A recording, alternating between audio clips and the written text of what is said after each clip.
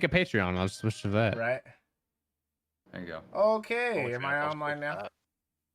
I don't know. I'll have to It says I'm figure out online. how but we'll YouTube see. works. It says you are. Yeah. Let me see.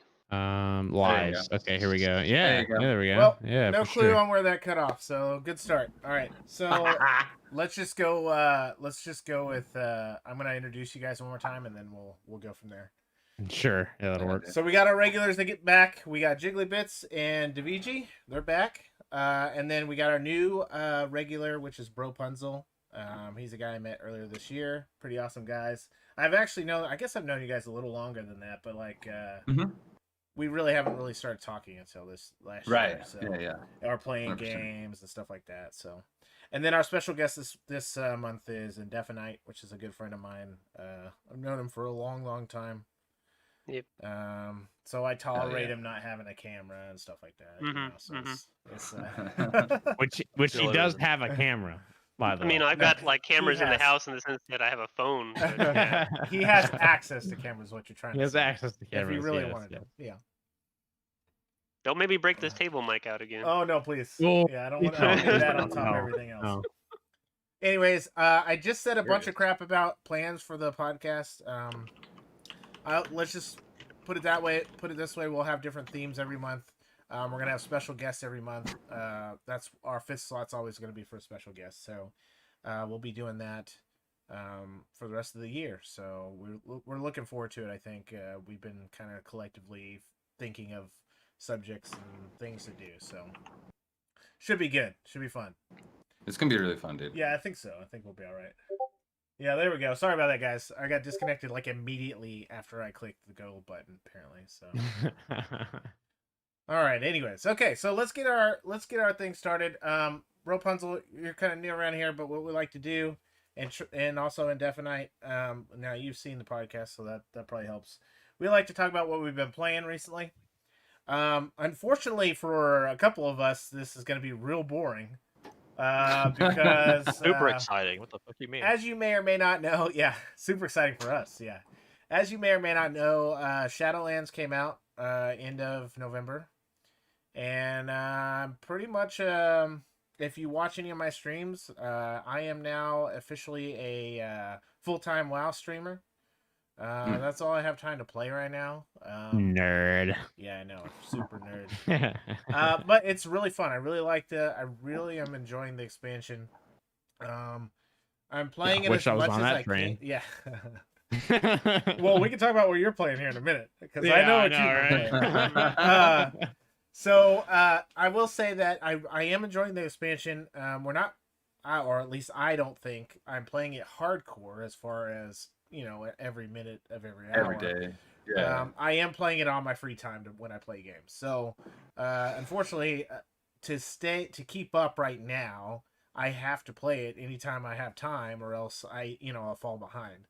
So eventually, we'll get to a point where we've done the content, and I can just get on and like do dailies or whatever, and that won't take up my whole week worth of gaming, But I'm having a good time with it. I actually think it's probably. I hesitate to say this because I feel like it's still not out of the honeymoon stage yet, but I do think it's probably my favorite underneath BC and then Lich King. So it's up there for me compared to all the other expansions. It's really good to me. So it looks fun when I'm watching you, dude. Yeah, to be honest. it's a good time. Fun. The problem I think I'm gonna have later is with alts, and Ian might be able to, or Daviji might be able to talk about this a little bit. Because like Not that bad. well, yeah, but what about getting? So my question on that is, what about getting like your covenant leveled and all that stuff? There's catch-up mechanics already in the game for Renown. Is there? So what? The only thing that there isn't already a catch-up mechanic in is for Torghast and Soul Ash. That's the only thing that you can't catch up like within a day. Okay, so the legendary stuff is not. So that's the only thing you have to worry about. Is the legendary stuff. That's the only thing you got to worry about. As far as doing alts, like the only thing that's really bad about them is doing Torghast on them. And even then, it's like they just nerfed it and made it a bit easier. So it's like that's not even that bad. They changed it from like an hour commitment to 2 hour commitment to like an hour and a half commitment or less. Yeah, Mhm. I did level 7 Torghast last night, like breeze. So their nerf is probably too much, but I don't know. They'll figure it out. I don't know. So that's the issue that they've been having with it so far. So the first week there was like all the big name streamers and stuff were just complaining, it's too easy, it's too easy, it's too easy. Because like it was just floor 1 through 3, which was supposed to be like normal mode, it was supposed to be the easiest part of it, right? And so they're like, it's too easy. And then like heroic, which was floor 4 through 6, came out, and it was like just punching you in the butt. Mhm. Just really jamming it up in there. cheeks. Like, so, and then everyone was like, dude, this is not fun. This is like, you're having to try really hard grind. to even progress it. It doesn't feel fun. It's a time commitment that's just not enjoyable. There's mechanics that keep you from being able to like take a break. So it's like Yeah. you have to be in there straight time commitment. We could talk about And you could- somebody you who could wasn't essentially- enjoying it. Yeah. Oh, No, yeah. you could essentially spend all that time you're talking about, like an hour and a half, 2 hours, and then you could just straight up get face rolled at the end of it and lose everything and not have Yeah, and have to do it basically all anything over to show again. for it. Yeah. So they've been trying to balance that, obviously, and we don't want to just make a whole podcast on Shadowlands, but Could we though? I mean, we might have to do a separate one next week or something. No, but we're I'm having a good time overall, and it's good to hear about the catch up mechanics. Even if you go to a different faction, is there catch up mechanics? Yeah. Okay. Like the catch-up mechanics are not like, hey, you have a Night Fae character that's like 9, and then you make a Venthyr character and then get fucked. It's, hey, Right. you have a character, you're good. The catch-up mechanic isn't even like, if you made a new character today, like you just started Shadowlands today, the catch-up mechanic's it. You don't have to have another character that's Oh, I already see what up you're there. saying. It's just easy to Yeah. get to the current renown level. That's what you're saying. Yeah. Okay. Yeah. So the renown, like it was Well, that's time good for gated, when I and now finally it's get not into anymore. it. Yeah. Yeah. That'll be nice for later. Like- yeah. Yeah. Yeah. In my opinion, right now, it's probably the best like flow that WoW has had like for a new expansion in a while. Like BFA was like, get to do your dailies, do your dailies all the time. Right now, there's not really dailies. Like Can they're- confirm, BFA was fucking cancer for dailies. BFA Like, sucked. you had Hey. to log into every alt you ever had to do dailies Holy to even do anything. It was so Like, bad. rep is not a huge deal right now. Like there's not a whole lot of, hey, go do your rep. You have to go do Benefits your there, rep, do your yeah. rep, do your rep. Like that's not a fucking thing in the game right now. Like it's there, but it's pretty ignorable, honestly.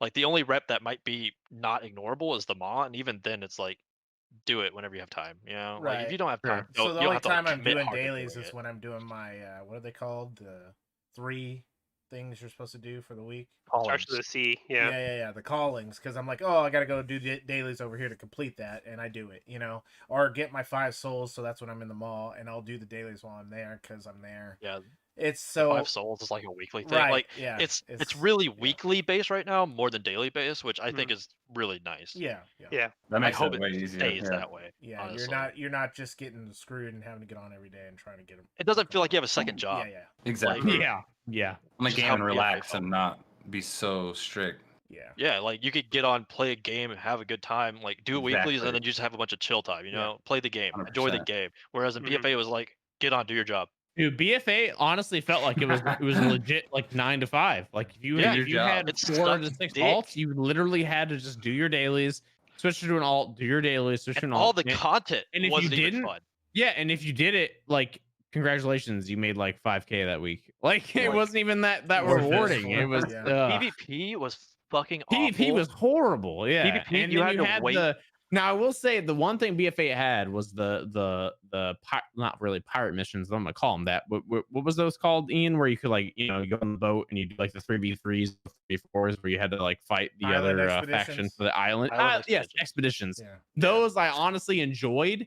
But like, I- if you entered the PvP side of them, it was literally just like cancer. It was bad. It was The side of it was bad. The rewards were Yeah. bad. There wasn't like a whole lot of reason to do it, which I But feel I did like the is- mount they offered though. The mount they offered was nice. I think the issue is that I could see Torghast going the way of island expeditions, where it's just like after you have your legendaries, what now? Like what Mhm. purpose Sure, does it serve? Sure. Well, you sure. have to That's upgrade. how I Which so- hopefully by so then, they're gonna- though, the new patch comes out, so you'll have something else to do.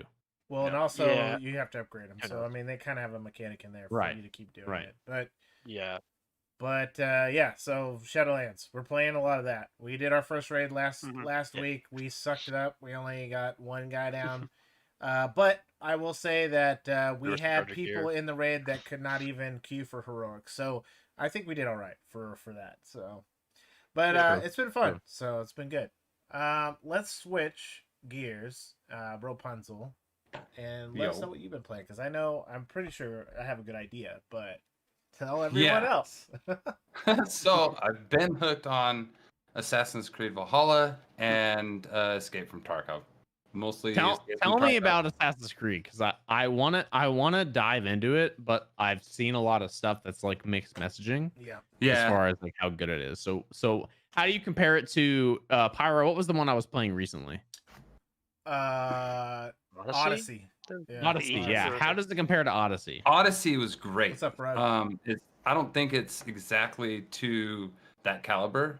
It Okay. was a little bit lacking in that sense, but Lacking I in love- what sense though? Like, do you mean as far as the RPG concept, or as far as the leveling, or as far as the gear? just like how much there is. Okay. It felt a little bit fast. Like you could really do it in a week if you really Oh, wanted to. okay. I gotcha. Like, it's very Um, story driven. Yeah, and Okay. so one of the main things that I loved about it mostly is the Vikings. I just I Dude, love fuck yeah, Vikings Vikings lores. are Right badass. up love it. Jiggly's alley. Yeah, 100%. Yeah. So, Oh yeah. Right up my. Have you you seen throw my hair? Vikings Have you Vikings, seen my hair? Norse mythology, anything like that. Yeah. That's Yeah. yeah. So yeah, man, just a lot of that. I love the atmosphere. One thing walking through the snow in Valhalla, that's worth it alone. Really? Fuck man. That's Yeah. great. Hell It's yeah. really All right. good, man. It's really good. And if you do the little $15 pass, play it and be done with it in a month, $15. Even just to check it Dude, out. honestly, if any game lasts a month for me, it's worth, in my opinion. Yeah. Hey, that sounds like me. All right, next. yeah, for sure. But yeah, a lot of Tarkov too. Been grinding that a lot. That's Oh, kind we're of gonna your get some game. Tarkov in for this. I'm just saying. Yeah, that's kind of your game too, right? I mean, you love Tarkov. It You've is. been playing it. I love it. So I love it. Yeah. I love to just hop. I can't do Tarkov for long stints. Now Brian, he'll probably be your best friend because he'll play. But Dude, I will suck some dick and in Tarkov. I love Tarkov, but like I just get too I'm not good at shooters, so I just get too nervous. Like it makes me so tense to play that game that I can only handle it. Like I can play it maybe like a week, and then I gotta be like, all right, I'm out for like a month, and I'll see you. I will say that Pyro's not bad at shooters. It's the thank you, baby. It's the what is it? The anxiety, Stress. Well, yeah, stress rather. Yeah, it's the stress that'll cause him to like make some minor mistakes. But like that's what Tarkov is, right? Yeah. Because like I've seen Pyro fucking murk some kids on PUBG and shit like that. Like I've seen him clean up.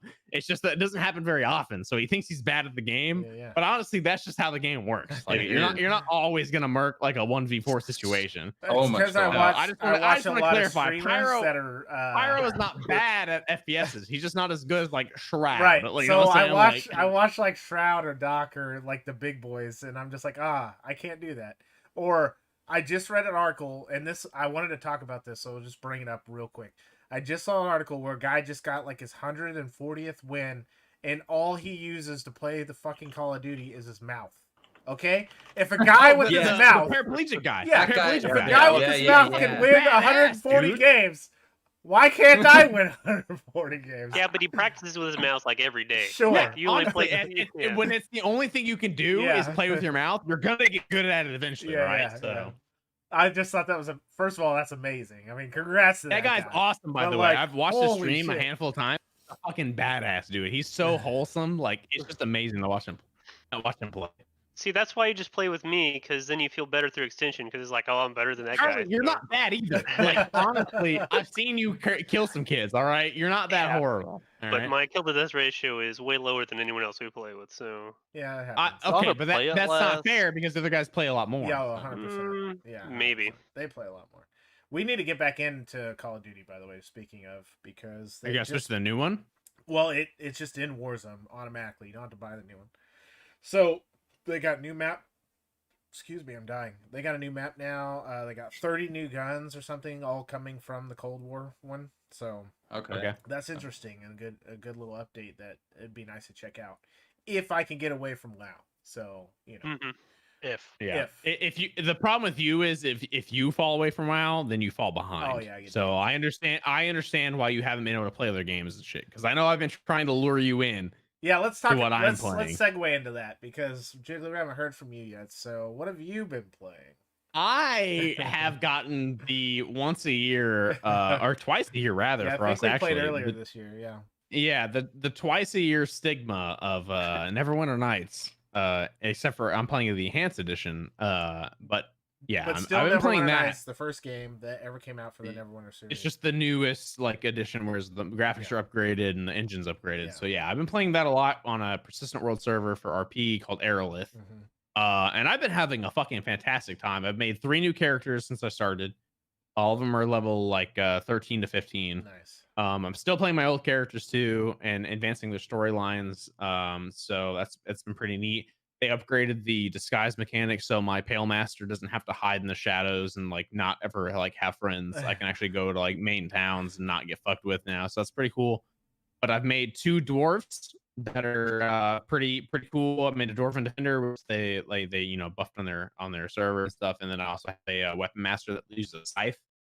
And I only made him because there's a scythe that I found for 1,000 gold that it literally has a DC 20 level drain. So it's just a me build at this point. It's just so I can level drain bosses and shit and make it easier to solo. So quick but yeah, aside on that. Quick aside on that. We are probably going to do a podcast this year on role playing in video games. We got a guy who does a lot of GTA RP. Myself and Jiggly obviously play a lot of Neverwinter Nights RP. So we're GTRP. Yeah. I love GTRP. So we're gonna probably be doing a podcast on role playing in video games as well. On Moon, I'm Alliance on Moonguard, so I do a lot of ERP. We could talk about that. God damn it! We're all Buddhas. Giant. No, I'm just kidding. But we're gonna probably do a podcast on that. He's not kidding. The one thing I will say is I love Neverwinter Nights. You know, we've played it off and on since it came out, dude. So I will say Pyro had showed me Neverwinter Nights when it released back in 2002, and I have been playing that game ever since. Yeah. God, so that was when you were like 12, dude, maybe. I was born Probably in before 95, that. so 7 years old. Yeah, Pyro showed that shit to me when I was like probably 9, to be honest. Like, because I don't think I met him until I was like 9 or 10 years old. Yeah, I was so I've been playing that game a little bit after it came. Yeah, a year or two after. Yeah, it came out, but still. But I've been playing that game probably every year at this point since 2005. So yeah, I mean, kudos to Pyro for showing me such a fucking great game, and then kudos to just the developers themselves for making such a badass game for a nerd like me to enjoy. So yeah. You played a lot of both, man. But do you prefer the second one over the first one? You know, it's hard to answer that because they both offer their own thing. Yeah. I would say that engine wise, I like Neverwinter Nights 2, but for like story and just overall like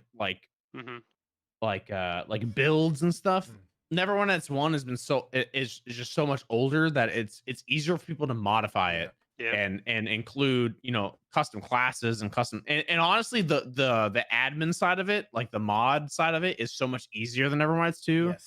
Like honestly, Neverwinter Nights 2, the toolkit is so bad, rough, man. It's comparatively. Yeah. So like I do love Neverwinter Nights 2, the engine itself and the base game.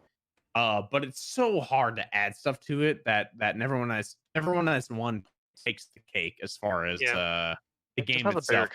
I honestly, if a Neverwinter Nights 1 server could just get rid of the auto stepping of the game, it would make it way better than Neverwinter Nights 2. It's just Neverwinter Nights 2, you don't move when you're in combat, whereas Neverwinter Nights 1, you do the 5-foot stepping over and over again, and it basically it fucks you. It fucks you because it'll move you out of like somebody's attack range, and then all of a sudden you get a tumble attack, and you're like, what the fuck? Yeah. Like, why am I getting hit? It'll do it like 8 times because you fucked up. Yeah. Just to clarify for anyone who doesn't know, the game uses sort of like D&D rules. Yeah. So like whenever it auto walks and stuff, things take like an attack of opportunity on you. Yeah. Whenever it does that auto walking shit. Yeah, if they're further than 5 feet from you, which is basically one hexagon of a space. So right. Yeah.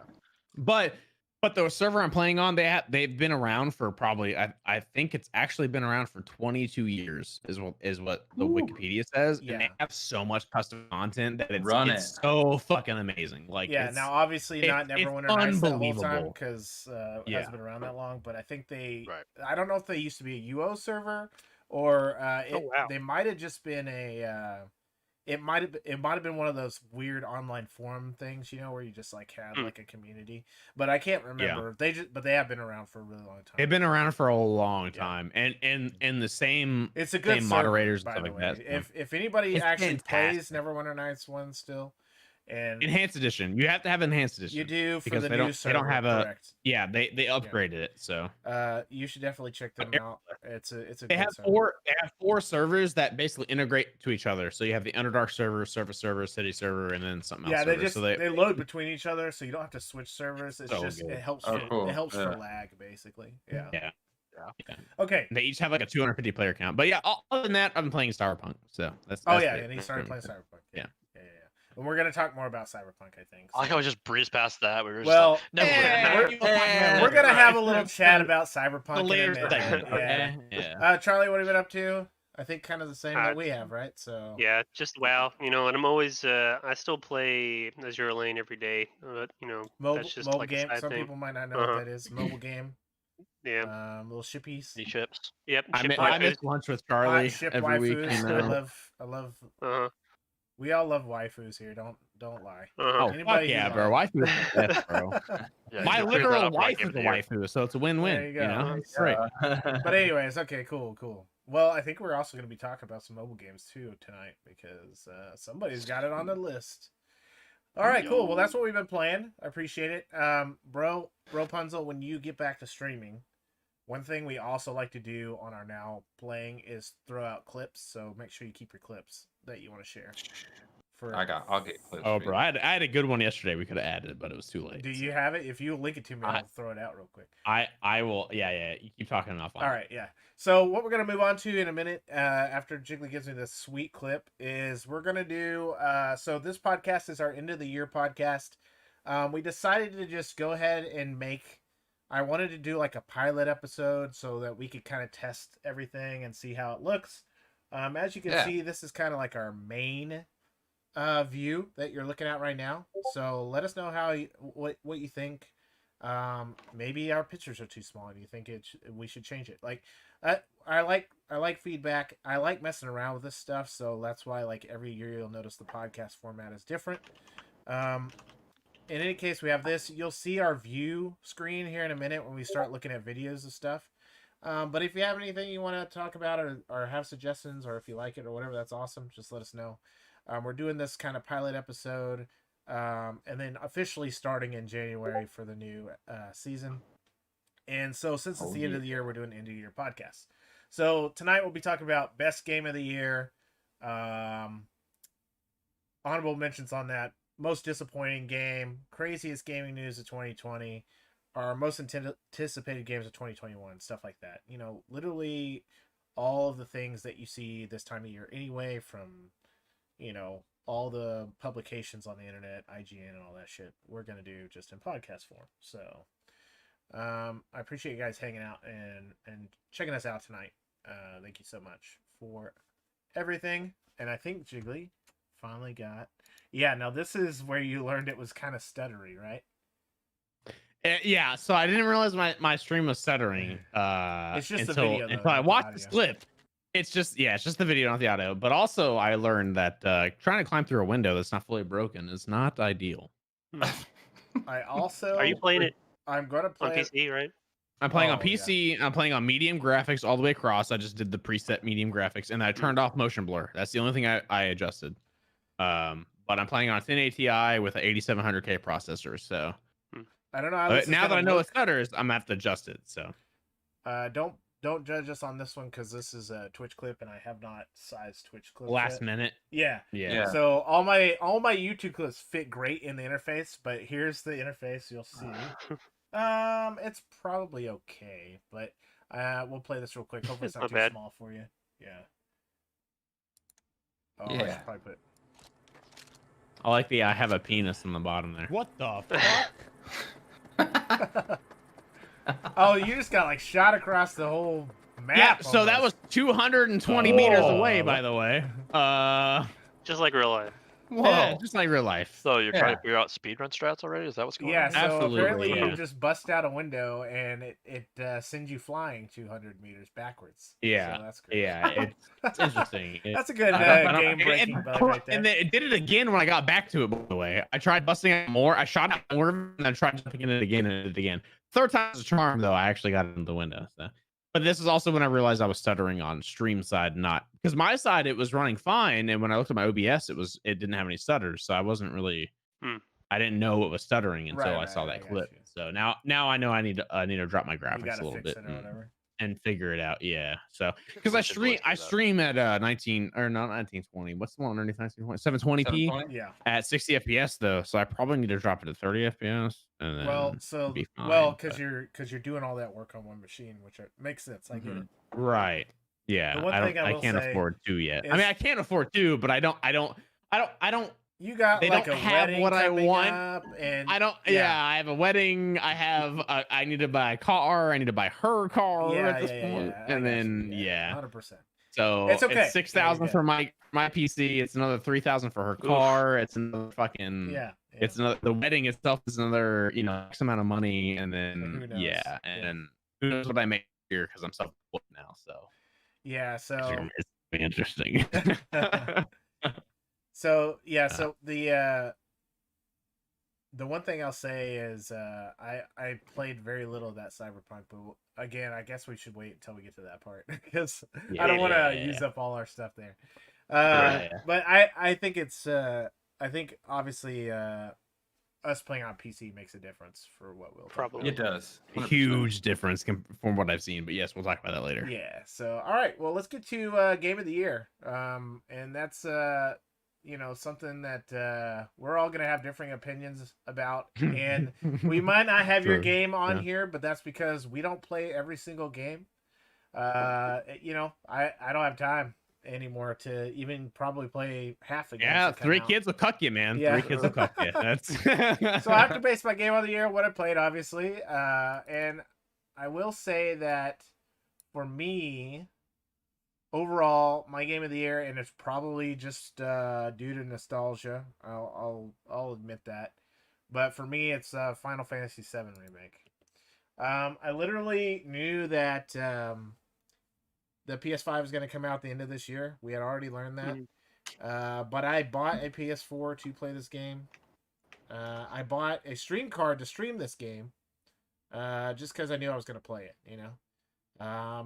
And I love the game. I mean, and you didn't stream it. I mean, I streamed most. You did actually. Yeah, I remember watching it, but did you ever finish it? I finished the game, but I did not finish the last parts of it. I didn't finish on stream, so okay.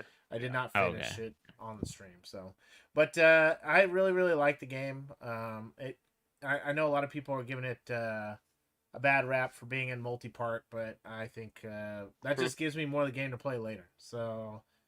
Final Fantasy VII, thumbs up for me. I liked it so far. I liked it, the iteration of it so far. Obviously, we have more to go, and hopefully, we see the second part faster than we saw the first part. I didn't play it, but I enjoyed watching people play it. Sure, if that makes sense. Because I didn't even get to play it back in the day. I think the first Final Fantasy I played was like 7. Well, I think I don't know. This is 7. I don't know. It was on a PS2. All I know is my cousin had it, so I played on a PS2. That was the first Final Fantasy I knew. Might have been 10, to be honest. I don't know. I couldn't fucking tell you. And all I know is like that's what caught my attention to Final Fantasy until Kingdom Hearts came out, and I realized it was a Final Fantasy game. But when this came out, I loved watching streamers and just video YouTubers and stuff release videos for it, and I just loved watching the story without having to play it myself. So I thought they did a really good job with it, in my opinion. Yeah. With just vitalizing it, Yeah. My opinion. How many? Go ahead, Charlie. I was just gonna ask how many hours it took you to get through it, Pyro. I couldn't tell you, but I guess I could go look at that stat wise somewhere. Nah, that's all right. But I don't recall because it's been if it wasn't last week, I don't remember it, and it's been it was in September when I finished it. Dude, even if it was last week, you probably still wouldn't remember. To be honest, that's what I'm getting at. Yeah, it's last week. Yesterday, I don't know what happened, man. That's I'm the best person to do a crime with because I won't remember the crime. Like, what happened? If he gets, Fuck, he's what? the one you I want to mean, get arrested because yeah. he's like, I don't know, dude. I got fucking like kicked in the dick Hey, apparently. listen, I so, can tell like, you, I I don't know. probably robbed the bank, but I don't fucking know who was with me. I don't know who was there. Yeah, I don't know what I- clothes were being worn. What are you talking about? I don't know what gun I had. I don't know. I'll be the first yeah. one with Alzheimer's out of our group of friends. Don't worry. From the point of view of someone who played Final Fantasy VII, and then like looking at this game and like the story that they did with it, it's not the same story, but I like the way that they're taking it. Like Sure. it's interesting. Yeah, it's modified. I agree. From what I could see, it was basically like the story and Are we then spoilery? like asterisk, if that makes sense. Like Like- it was the story, and they just wanted to like show off like the new graphics, like what they could There's- add to it. There's some like tweaks. Yeah. Yeah, like, you know, tweaks. Yeah. Tweaks is a good way of putting it.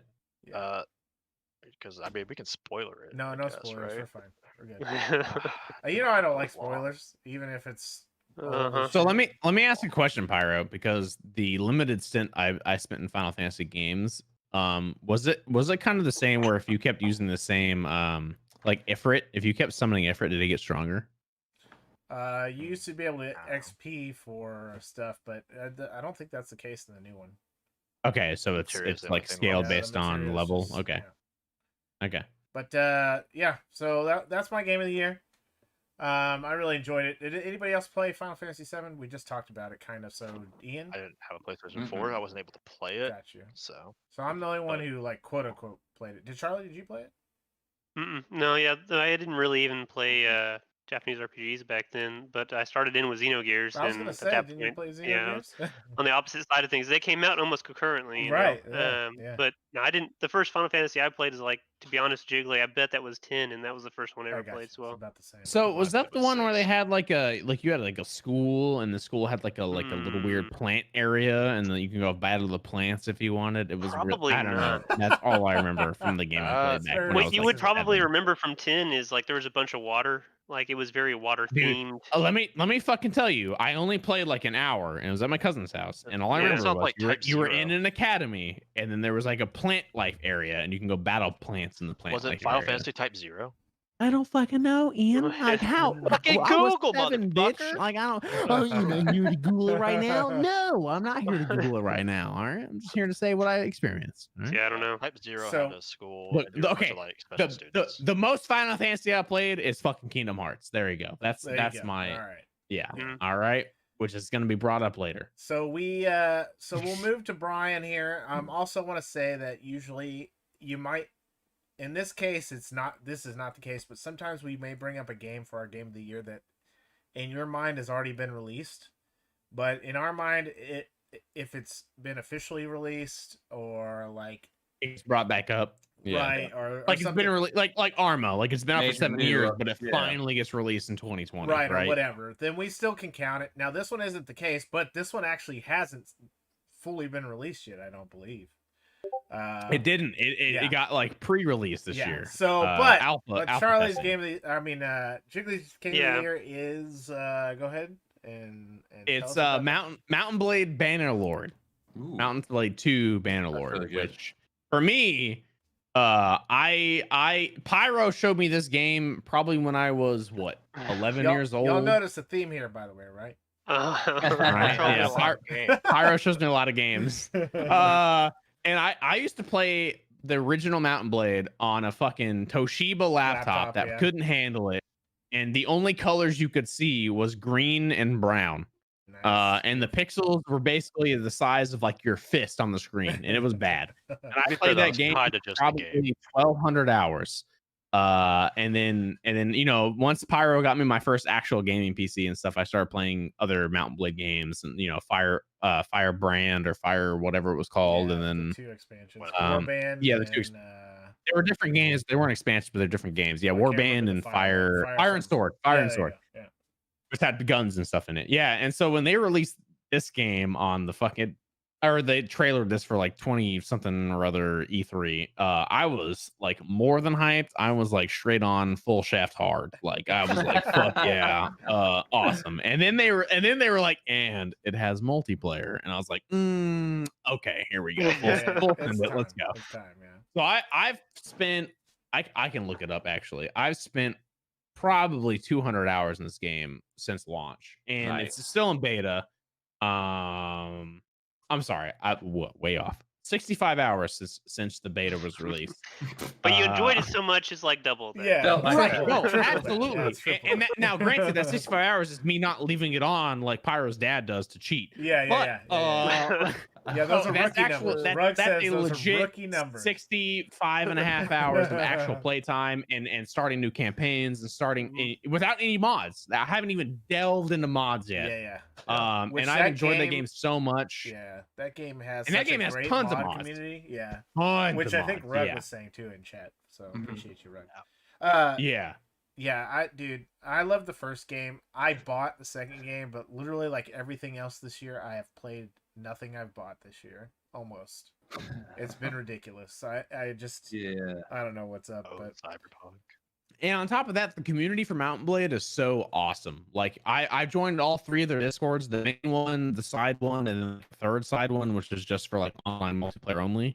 And now I do have to say, from multiplayer, Mountain Blade Bannerlord multiplayer. I don't know what the mode is called, but control a squadron of units. That is that's literally all I wanted in the old Mountain Blade games. I just wanted to go online and have a squad of my own guys to control and manipulate a battlefield. And they have that in this new one, and it's fucking just so amazing. It's 5v5.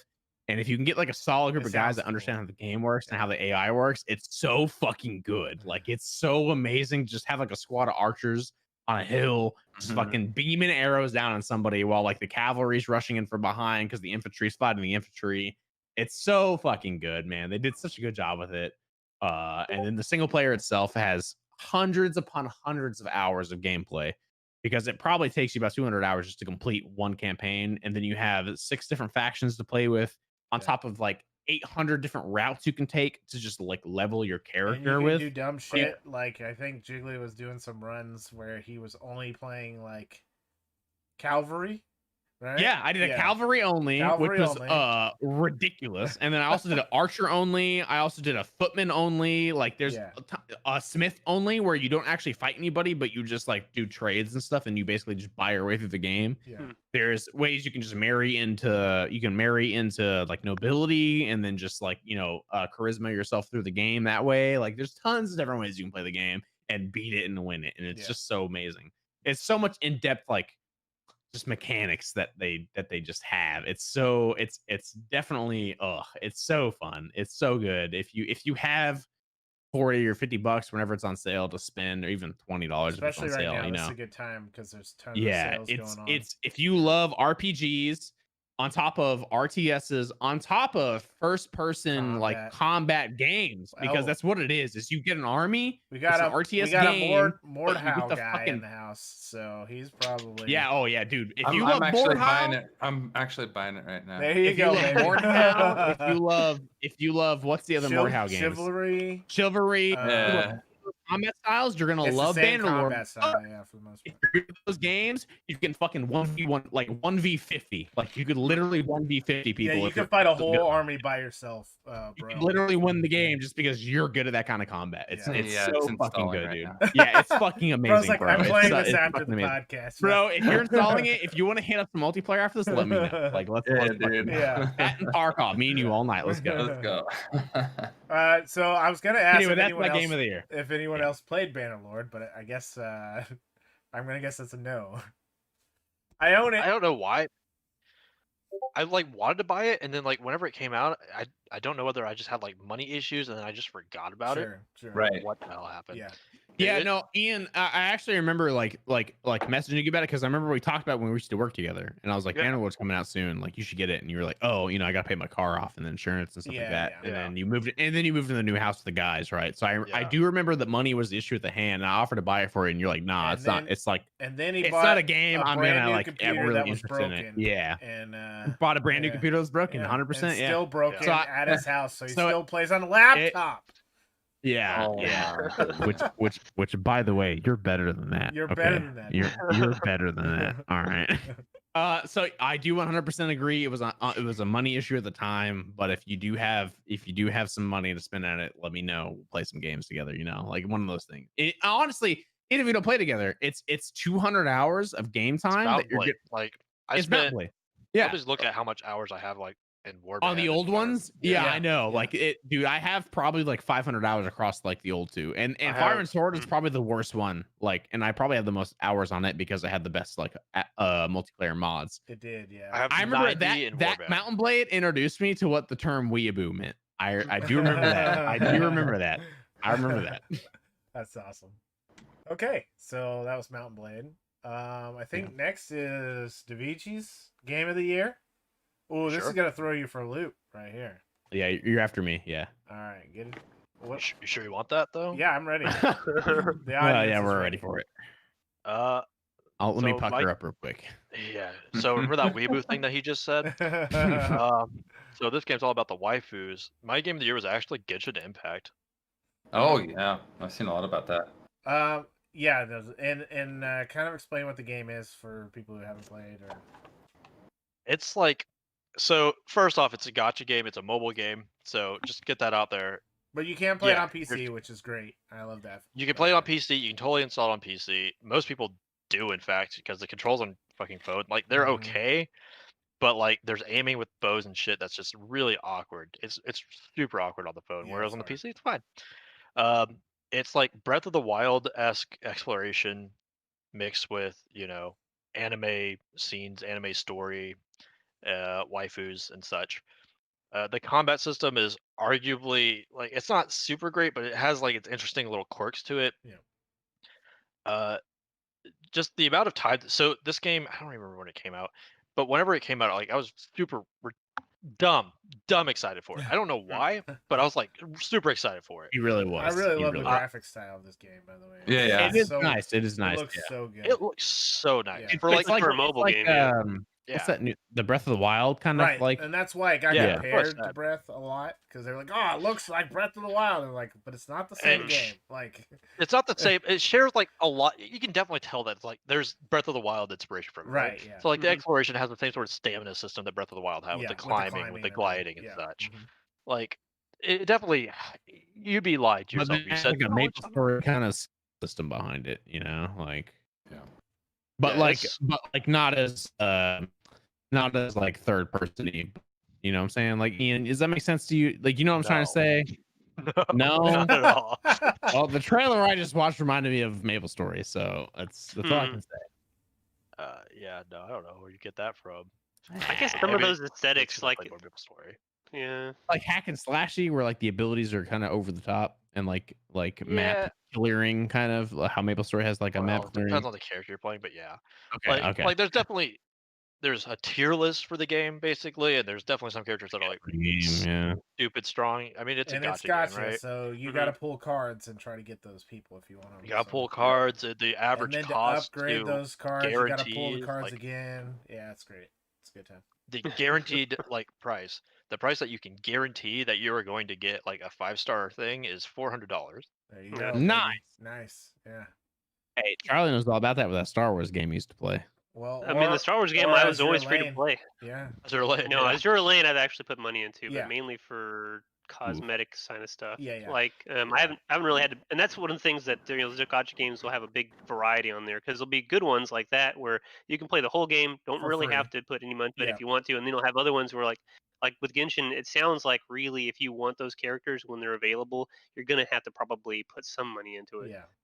Or just save up your shit until it's like a banner for Yeah, that because you specific can also character. earn the currency to do it, but And that's tough, yeah. right? Because that means you're also giving up other characters too. Like that's a big thing for me with Azure Lane is like I've been able to, without putting money into the game, pretty much every banner that comes along, I'm able to get those characters just because the Yeah. way that the percentage rolls in there are enough that if you're focusing on them and you have the resources because you're going to establish a player, you're going to have the ability to get with that 2% roll. We did like 2 weeks for an event. Even with just doing like maybe 3 pulls a day, you have a pretty good chance of getting that stuff. And then if Yeah. you put a little more in there, you can actually get It's those not characters under reliably. 1% like Genshin. Oh, is. yeah. Yeah. If you want to double down on like, so I have this as my game of the year, by the way. That doesn't mean that there's not shit to definitely just like shit all over it about. I mean, that's true with pretty much any game, really. It definitely has like a lot of monetary sort of. We're really trying to just screw our consumers, basically. So like it's $400 to pull to pretty much kind of guarantee that you get that character, right? However, to strengthen them to their strongest is to get constellations, which means you have to pull that character again, Right. and to get it to the max constellation, you have to pull it again 9 times. Yeah. So have fun with that. Yeah. Do the math there. I'm Yeah. glad I never started playing In that any game. case, I will say this for the game: like, it's Ian's game of the year. I played the game. I had fun. That game was really fun to me, and I played it with the mindset of I don't need the 5-star characters. I'm just gonna play it and just Neither. like have fun. That- Right. But that's what I mean. Like So that's the biggest thing about it that I think like scares a lot of people off is they're like, oh, it costs so much to get the. You don't need any of the characters, correct. right? Like Yeah. these tier lists exist, and it's just like the people that are. It's like the meta type of crap, Right. right? Where it's like this is the best of the best, but it's like a You 2% can still better do all thing. the content with. You could do all the whatever content you with just get. the free Yeah. shit that they start you with. Yeah. Yeah. Like, Also, you is there don't any need to do it. PvP element there? Because that'd be the only thing where you'd really There's- probably want that. No PvP element. Yeah. Yeah. There is co-op. There is That's actually cool. That's why I multiplayer like online to, yeah. co-op. That's really cool. So, like that's was the biggest reason why I wanted to start playing it was because it did have multiplayer co-op on a phone game, and it wasn't just like co-op where it's Like, like they join your a game and bot then one of the playing characters. for you. Mhm. Yeah. Yeah, that's really cool. it's like MMO. Like they join your game, they're in Yeah. your world, they are playing with you, Yeah. That's which really is cool. one of the main things for me why I wanted to play it. Yeah. It's a pretty decent game. I think you should check it out, especially if you just, even if it's just to do it for free and just play the game a little bit. It's pretty fun. It's pretty good game. So cool. Pretty good time waste. Like if you just have it's on your phone too, you know. So I think that's just you and me that played that, huh? Nobody else played? I guess. Yeah. No. I mean, I liked it. We're the only and weeps. I also liked it. Yeah. I mean, admittedly, I like waifus, so there you go. There it is. All about the It's waifus on the part. internet. You can't delete it. All right. So we'll go to the next game we got, which I think is Bro Punzel's pick, right? Yeah. You're next, buddy. What was your Alright, game man. of the year? Well, I was gonna go with Escape from Tarkov, but I realized, like we said, it wasn't fully released. It wasn't actually released this year, so I changed it up because of the other game that I've been really digging lately, and I just love getting in the world of Assassin's Creed. So I went with Valhalla. Like I was saying earlier, I just love the aspects of the Viking mythology and the lore there, and getting into that kind of a game with such beautiful graphics, in my opinion. Why am I breaking things? I know some people had some different opinions about it, but from what I experienced, I loved it, man. Walking through the snow in the mountains, watching the snow pack down, being able to guide your Viking ship and do raids on villages and stuff, and plunder, and just all of that, on top of the Assassin's Creed kind of game style was just really fun to me. You could play either character, so you could be a male or a female, and that's kind of your bloodline, and trying to reclaim your rightful land, and then kind of getting pushed out and trying to reestablish in new lands was kind of cool feature to me. I really liked the overall atmosphere, I guess, of the game. So I have a question. Like, for like the boating stuff, was it as it wasn't near the scale of Black Flag, was it? Or No, and that's like that's kind of the reason why I said compared to Odyssey and Black Flag and stuff like Sure. that, it wasn't as much, but it was there, and it was just fun being able to pull up to different like settlements, yeah, even though it wasn't as extensive. yeah. I think the biggest complaint I saw for Valhalla is they're getting away from like, it's a Viking. How are you like an assassin? And like, Yeah. I don't play. To be honest with you, I'm not playing Assassin's Creed anymore for being an assassin. You know Agreed. what I mean? Yeah. Especially ever since, past to be it, honest yeah. with you, ever since like, I want to say Origins, I stopped really playing it as an assassin. You know what I mean? It's really only Assassin's Creed by name, in my opinion. And Yes. the storyline continuity as far as in the future is probably the same. You know what I mean? But like Mhm. once you get into these other areas, it's like the assassin part was Exactly. less of a Dominant. thing. Like I'm a Yeah. Viking, I'm just gonna beat ass, but it's still an Assassin's Creed game because I'm still going back in the DNA of my ancestors and doing all this shit. So Sure. I get the reason why they keep the name. It's just not necessarily meaning that you are playing an assassin at that point. You know? Right. Yeah. But Yeah. Even in the game, they were saying, this goes against all of our, creeds and stuff. Bringing in the Viking gotcha. two brothers Yeah, that so they were. so they put they some even go story through stuff that. in there. Okay, yeah. So Yeah. that's Yeah. And to your point, Rapunzel, like honestly, I don't think any game has come close to competing with Black Flag's like ship Oh yeah, that battles. was kind of There's the whole nothing. point. They Yeah. they won like Black Flag is my favorite, hands down favorite Assassin's Creed game ever Pirates is made, another. Because he and loves probably pirates. favorite pirate Yeah. game ever. Yeah, like I am a fanatic with pirates. Hell So, yeah. I can show you some pictures later of that proves how much I love pirates. So, yeah, We're like talking episode. it's yeah, the Black Flag was by far the best. Even like with Seas of Thieves and shit like that, like Black Flag is best pirate game ever. Yeah. Agreed. Spicy Agreed. says Black Flag was dope. Never finished the game. Just went around blowing up ships. Yeah.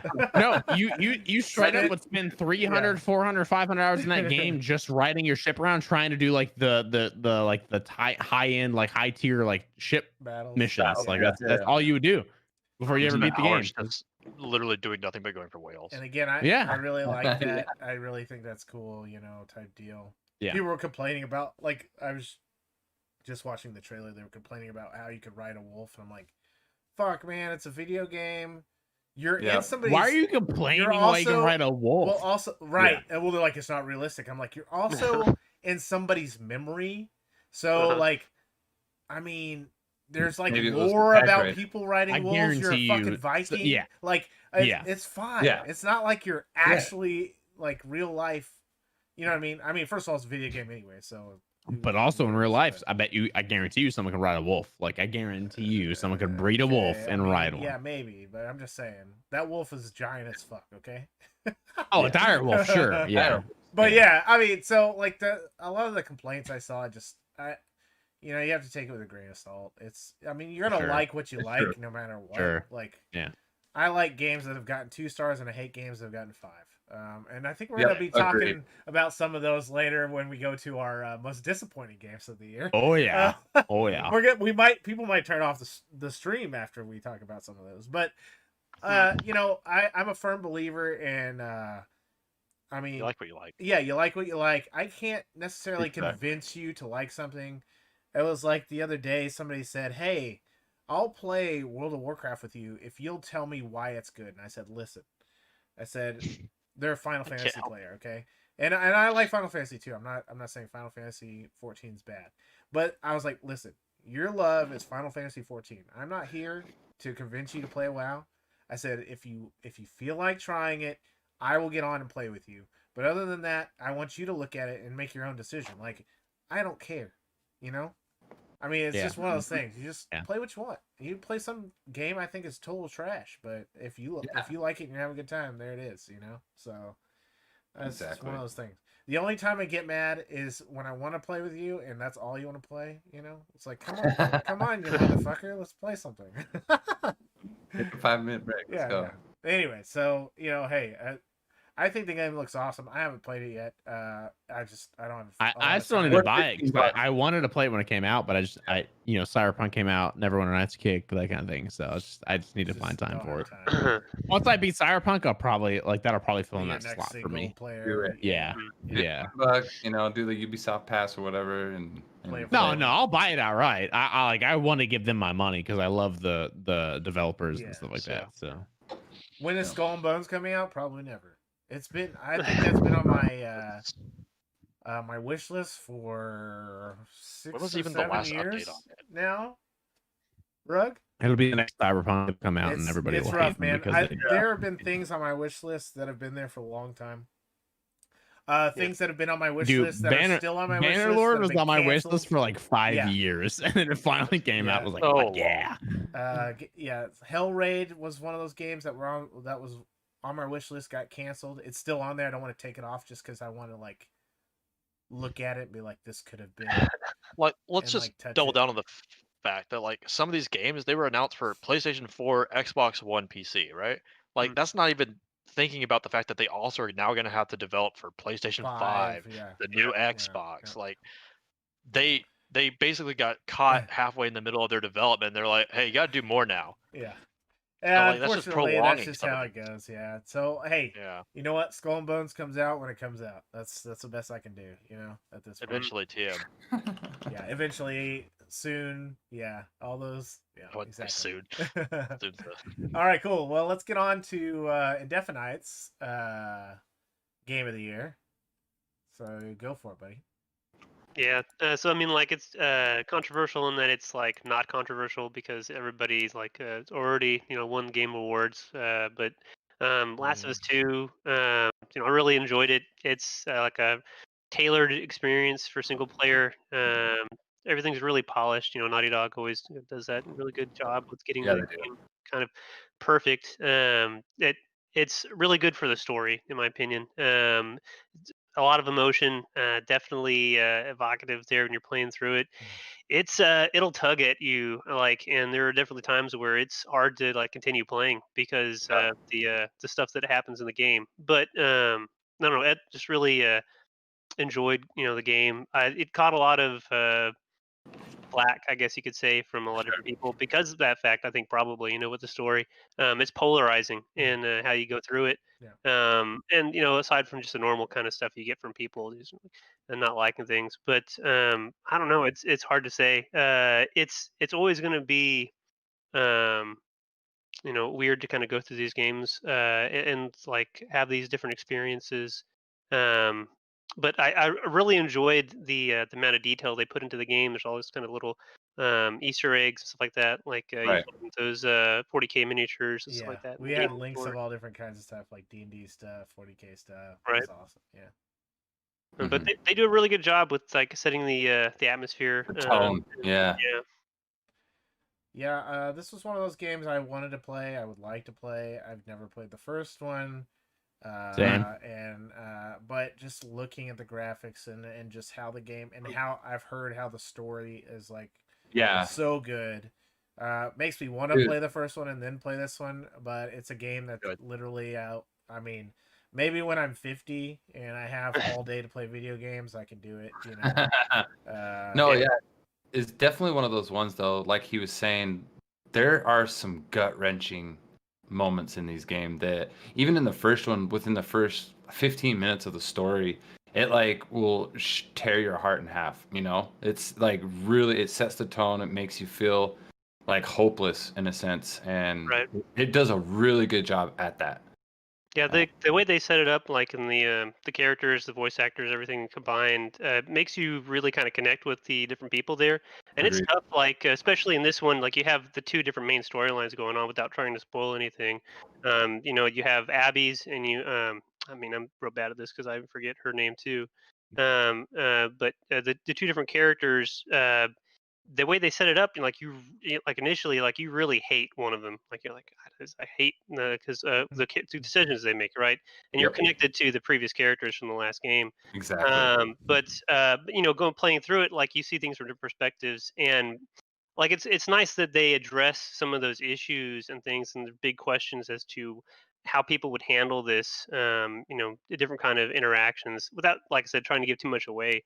Mhm. There's some big, like things that people do in the game that really have like incredible impacts on the world. When if you played through the first one, the decisions that Joel makes in that game, that there's going to be like some kind of a comeuppance on that. So it's nice that they didn't just like kind of like hand wave it and like everything. Second game here, it plays a central role into the game itself. So Right. it was real nice to have that kind of like closure with that. I guess they're actually going to make another one maybe, which is so crazy to think about. But they left it kind of open, at the end a little bit. So Cool. But yeah. Very cool. So, just a question on time. Do you know how much time you put in that one yourself? Yes, again, like I could go back and probably find out by looking at Yeah. like the stuff on the PlayStation, but I'm not 100% sure. I finished it off probably within maybe 2 or 3 weeks, and I want to say I probably played it maybe like 10 hours a week, so probably something around at least 30 or 50 hours, something like 30 to that. 50. Yeah. That'd be my guess. Yeah. I But think they have it listed as a 40-hour game. yeah, you So could put you're a about little bit right. more time into it. Depends on how fast you go through it, right? Like, because Exactly. I tend to play through this trying to be stealthy as much as I can, but that ends up obviously kind of getting fucked like part of the way through. But if you run and gun, you could probably get through it a little bit faster. There's a lot of enemies you straight up don't have to kill.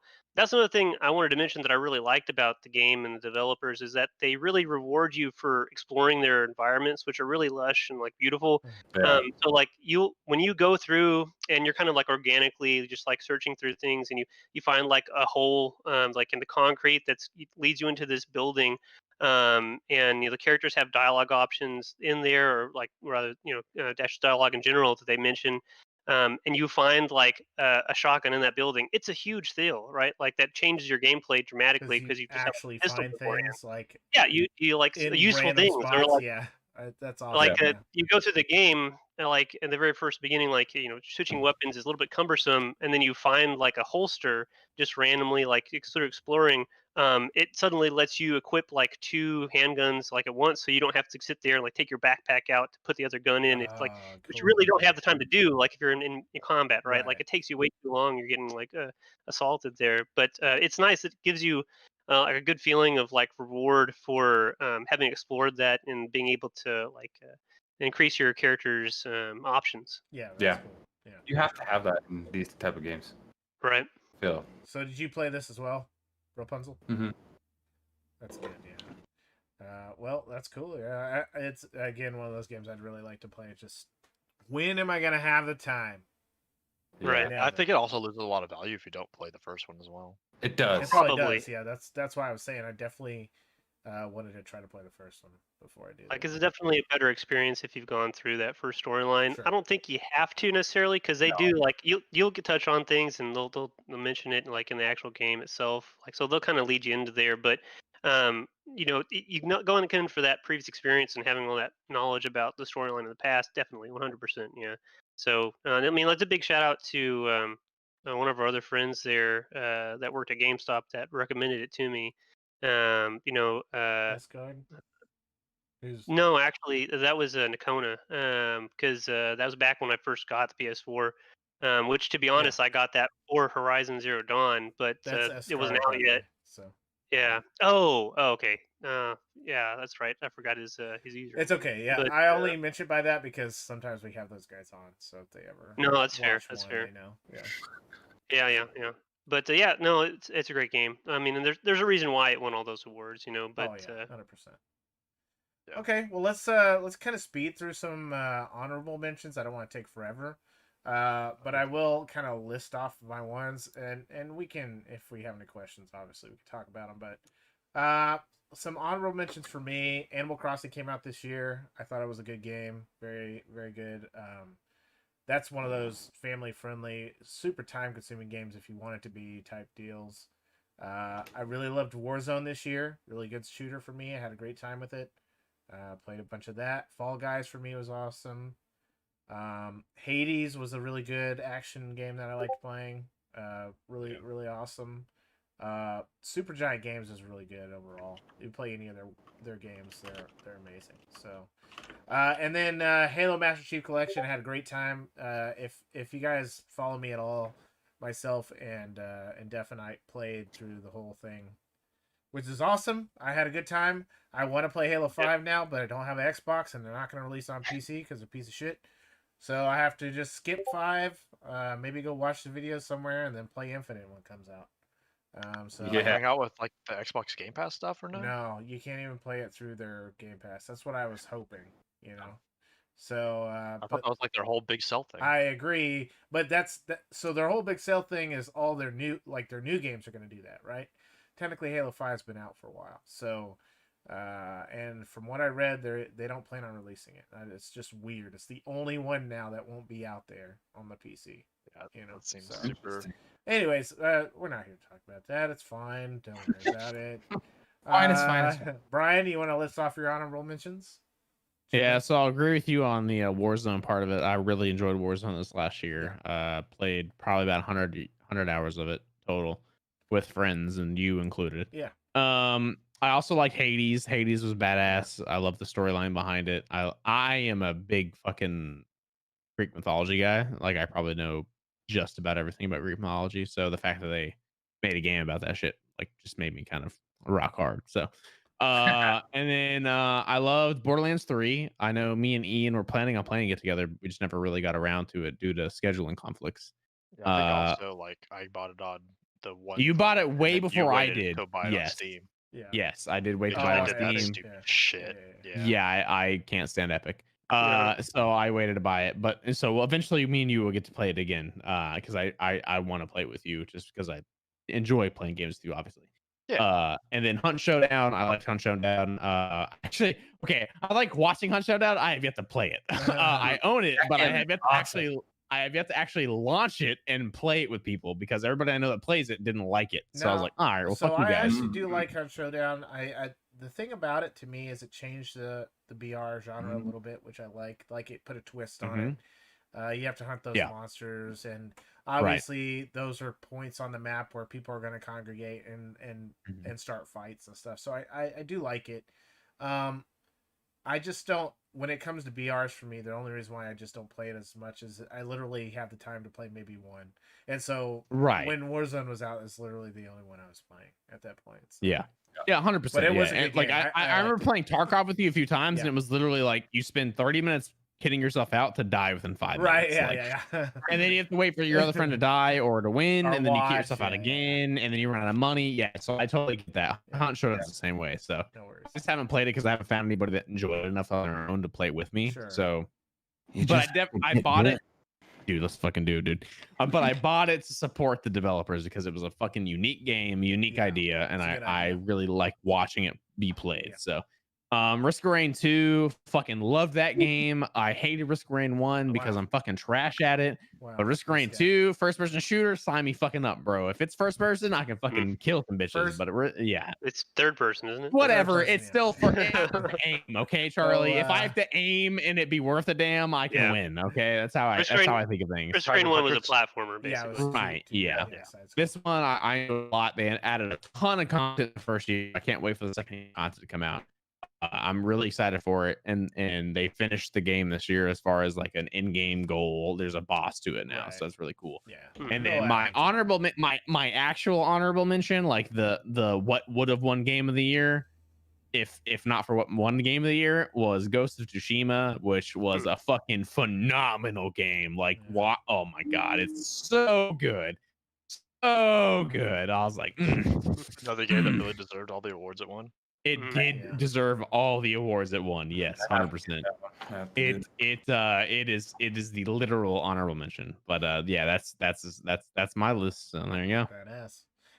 Daviji, what about you, bro? Most of the same. We got some duplicates here, which is good. I mean, that means that those games are good, right? So like all three of us have said Hades so far. I haven't even played Hades, but I really like roguelites, and that's what this is. It's really good for a roguelike, to be honest. It has everything about a roguelite that there is to like about it. If I wanted to play it, I could just steal it from my girlfriend and play it if I really wanted to. So like, there's no risk by there. The way, on the chat. So. Yeah, no. And then I'll beat it before her, and I'll get more wins before her. Easy. Wow, there it is. Risk of Rain 2. You can actually win it the first time through if you really wanted to. Probably can. I'm better. What can I say? Anyway, made different. So Risk of Rain 2, I actually have 163 hours in this game. If it helps like show how much I fucking just love this game. Granted, that's like not with just full release, because full release came out this year. The game's obviously been on Steam for early access and stuff like that. Yeah. Like I have every achievement in the game. I spend 2-hour runs just because I enjoy the game that much. It's it's just something that like whenever I don't feel like playing a game, but I feel like just wasting some time and playing a game, Yeah. like it's the game that I go to almost every time. Gotcha. Like every run's just like different enough. If I want to, I can just break it completely with artifacts. It's just such a good game to me. Anyway, 100%. Risk of Rain as a series is good. I think if I remember correctly, I played one. Charlie got me in on the one train, and we had a good time playing that game multiple times. And I bought two, and I played it with you guys a few times. And I'm not saying it's not a good game. Just I haven't played it enough to put it on my list. You know what I mean? Yeah. So, but I really loved the first one. The second one seemed pretty fun when I did play it. So I think you know, there's nothing wrong with that being on the list. It's just for me, you know, me personally, I just didn't have the time to play it as much as I wanted to. So haven't invested into like unlocking a bunch of stuff. It's definitely not as fun of a game. Like if you have everything unlocked, it's If you definitely have, more enjoyable honestly, if you experience. just have the characters unlocked, it makes it a lot better. Yeah. Like if you either do the hack for it, or if you just it's not really a hack. If you just edit the files for it, or if you just unlock it in the real way, it's a lot of fun. Yeah. One of my other things on my list was Legends of Runeterra. I ended up not playing it as much as I was originally, but it's still on the list because it's just such a good, unique concept to like combat basically MTG Arena as far as like playing card game on the computer, like TCG. Yeah, I was gonna ask you like how good is it? Yeah. Because it seemed really fucking confusing when I was watching streamers and shit play it. It's kind of like Hearthstone, realistically. Okay. Like it's Hearthstone mixed with MTG is basically the best way I can think to put it. It's confusing in the sense that like it has a bunch of new rules, and like if you're not familiar with TCG games, then yeah, obviously you're gonna like struggle with it. Yeah. Like we have to realize that whenever it came out, like I was just getting stupid into MTG. So like, you know, this game came out and I was just like and I went more. super ham on it. Yeah, more. Like More. I played the like I got into the beta. I was just staying in like 20 streams a day to like try to get the early access key and stuff. Like I was so ready to get into that game, and then I played the crap out of it, and then I burnt myself out on it super hard. Yeah, no, it's super good. Like it's worth a play. Definitely, like it definitely has confusing systems. Like there's instant cast things that like these things go before this thing, and this thing goes before this thing. It's sort of like Magic, where like you have Flash. Where if you play with like the actual with the actual tournament rules, it like really fucks you over kind of thing. Yeah, kinda. Yeah. Yeah. So yeah, there's that. that. I know when we play it on our tournament thing, we always have to like ask one dude who actually knows the Right, rules. yeah, Like, we have to always fucks up my reiterate turn our now, rules, so I don't yeah. want to do that. Yeah. Yeah, so there's a lot of things that you like just have to Google for like interactions Does between this cards and work? MTG. Yeah. Yeah. It definitely not as complex of a game. Like everything that's listed is like it's listed. The game is on the computer, obviously, so you don't have to like Google any rules to figure out how to play it in like Sure. paper, you know. So there's that. And then my other honorable mention was Shadowlands because you know, It's been it's good. Shadowlands, Hey, brother. yeah, Shadowlands. we weren't sure yet because it just came out, but it hasn't been bad. Before it came out, I had put this on both my dishonorable mention and my honorable mention because I was so ready for it to be bad. I was so ready for it to be bad. I was so ready for them to just disappoint me again after BFA, and then it was really good. So you know. All right, so we got Bro Pencil next. What's your honorable mentions? Well, one game that we played quite a bit of there for a while was Deep Rock Galactic. It's a good game. Solid. It's a good Solid. game. Yeah, that's fun, man. Right? Who doesn't like playing as dwarfs? And then you're going into different planets and you're Getting you're shinies. going getting Bro, shinies. I role and play a digging dwarf your any chance own. I get, so I understand Yeah, that. yeah. Yeah, I mean it's just a Getting good drunk time. with friends. Yeah, you just Yeah. drink while you're in the lobby. It's great. Yeah. It's a good time. Yeah. Sitting there jamming out. No, it's It's a good real game. fun, chill game where it's kind of chill, but it's kind of crazy, and you can just have fun with 3 of your friends. It's just a really good laid back game where you're not really stressed out like. I actually played that quite a bit too this year. Like Tarkov. Is this the year it officially released? Because we've been playing it for a while, but I think yeah. Gotcha. This is Yeah, the year cool. I think it really officially released. yeah, and I mean they're but- still putting stuff out for it. I mean I saw a tweet the other day about some new stuff they're adding, so Yeah. it's great to see. Yep. It's a good game. Chef Boy or Dog that was on the stream on the Yeah. podcast last time. He has been playing the crap out of it. Really? Yeah. I think he has maxed out every character if I was to guess because Yeah, The Domingo brothers are maxed out on pretty much every tune too. Yeah. And then Yeah. I would say another game, dude, that if you haven't checked out, Rug just barely reminded me, is Gunfire Reborn. I heard that was Steam. really good. I heard that was It really is good. a damn fun game. Holy shit. It's just like a kind of like a dungeon crawler kind of where you're just going through a set path and there's some short hidden vaults that you can go in and beat a boss and get like scrolls to boost your guy up, and every run is different because it's all randomized drops and It's actually really you don't fun. know how you're going to build your character. And that's the one that's like kind of like Borderlands-esque, right? Well, like the yeah, guns it's are got all the random. graphics kind of like Yeah, the that. graphics. Yeah. That is one Yeah. of the games besides Tarkov that I played with you guys. Started playing with you guys. Yeah. It's a fun game, man. It's really cool. It's super fun. Yeah. It was one that I like looked into, and then I was like, I don't know if I have anyone to play this with, so I just Great. didn't. I did the same thing. I was like, I could probably get Ian to play this with me if I wanted to. I could probably get Chef to play this.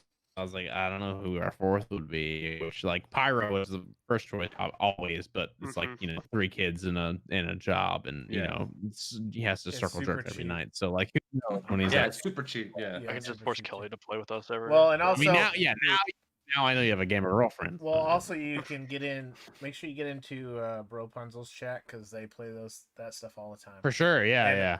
I'll definitely have to get that. Because checkmark Tarkov, checkmark, that game, checkmark Hunt Showdown, Showdown, checkmark Banner. Oh yeah, no, Rapunzel. I've learned is apparently just right up my fucking alley for anything that's a shooter. I was gonna say, like Kindred Spirits over right, there. Dude, let me fucking tell you how many shooters I've played in my life. Yeah, so I mean, and just as a side note, Rapunzel's got the guys in his community are pretty cool, and they play all those games too. Dope. So you'll have a good number of guys to play like those kind of games with, for sure.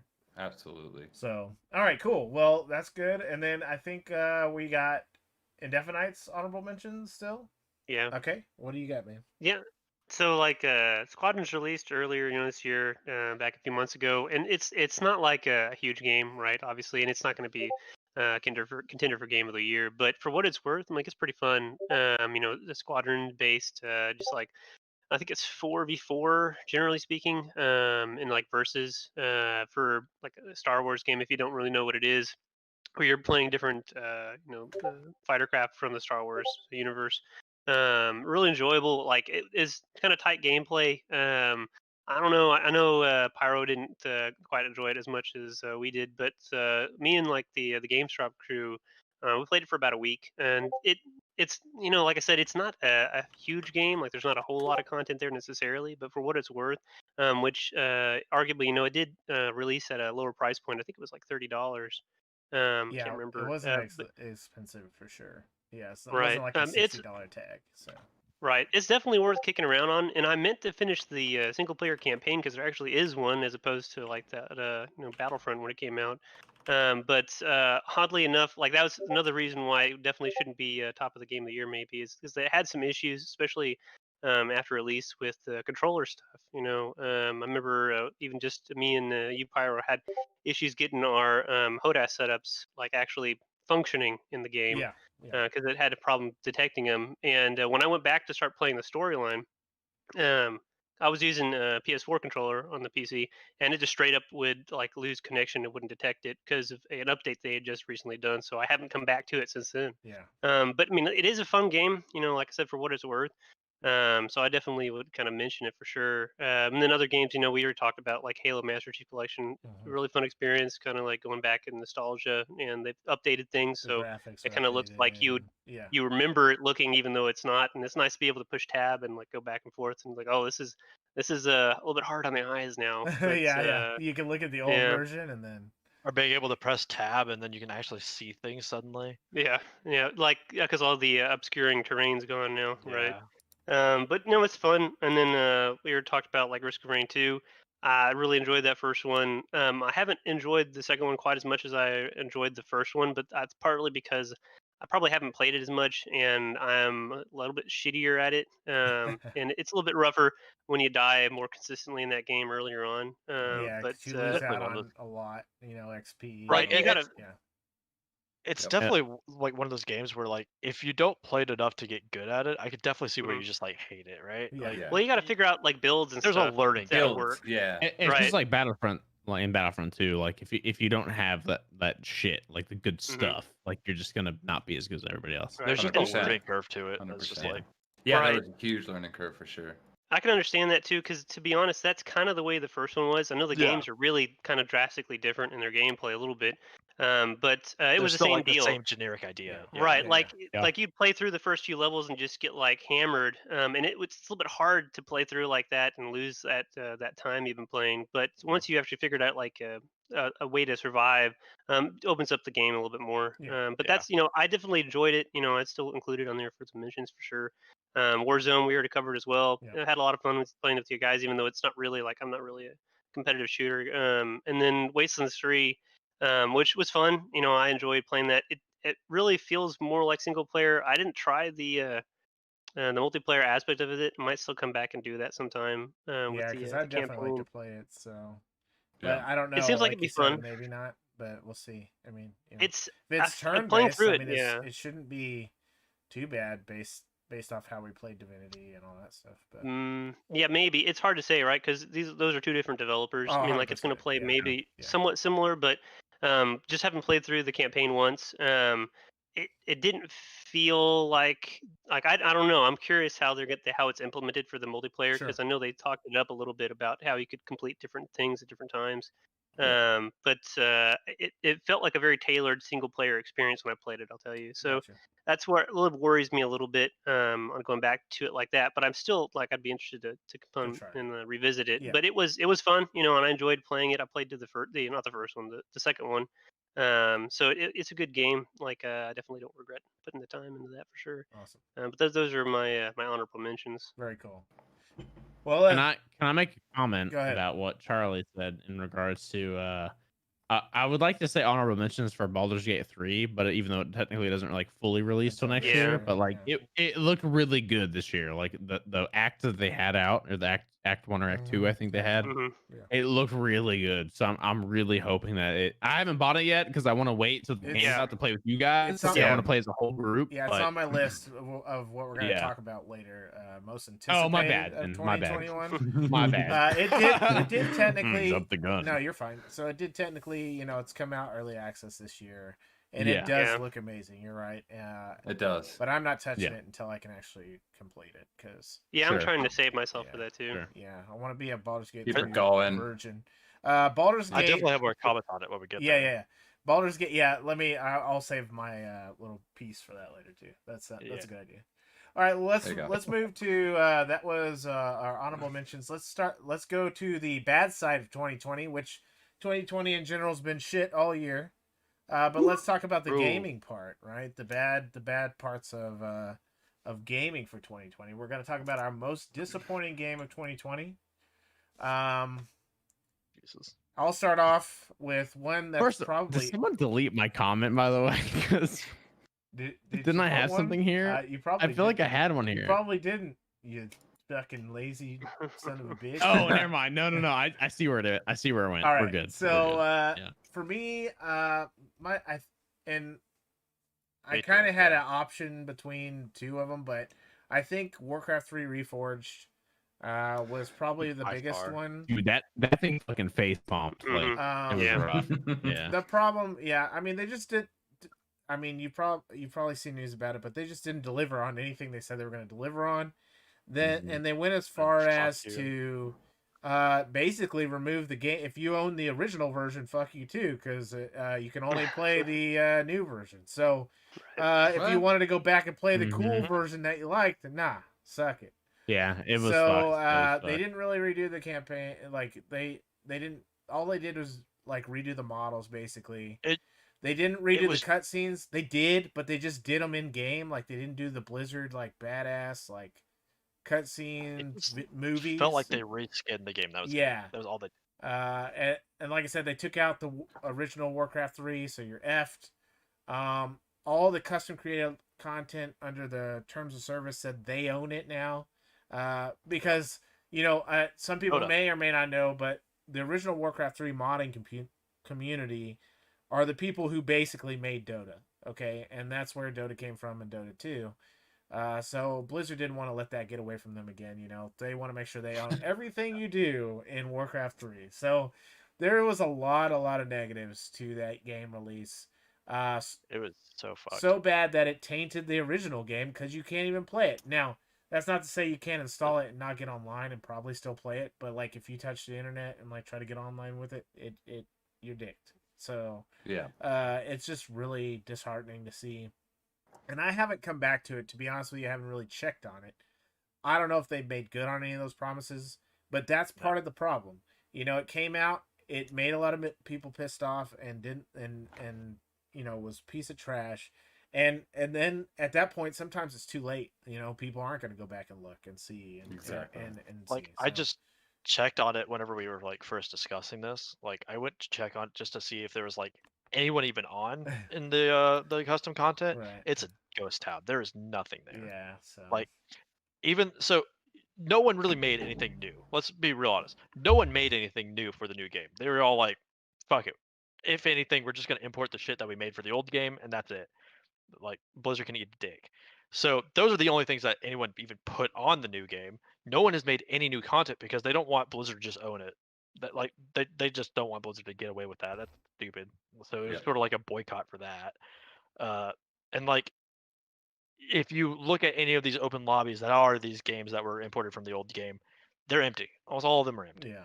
No one wants to do it. No one wants to deal with it. Like I remember seeing that there was a way that you could like edit the files and stuff so that you could get on offline, edit it so that you could keep it from updating, and then like you had to do all this underground backhanded bullshit. And if you look at there, those lobbies are actually have people in them still.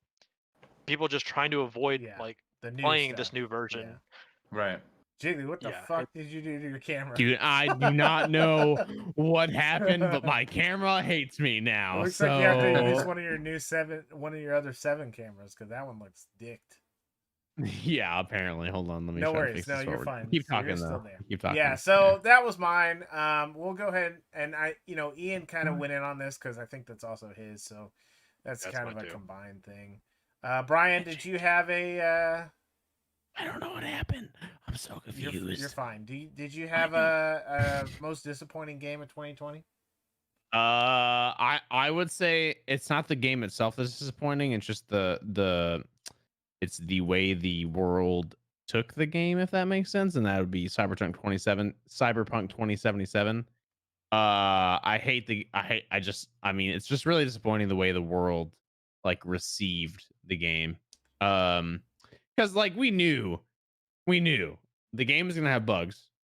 We knew because we rushed it, like as a community, we rushed it. I mean, I didn't, but like, you know what I'm saying? Like everybody fucking wanted it out, right? Yeah.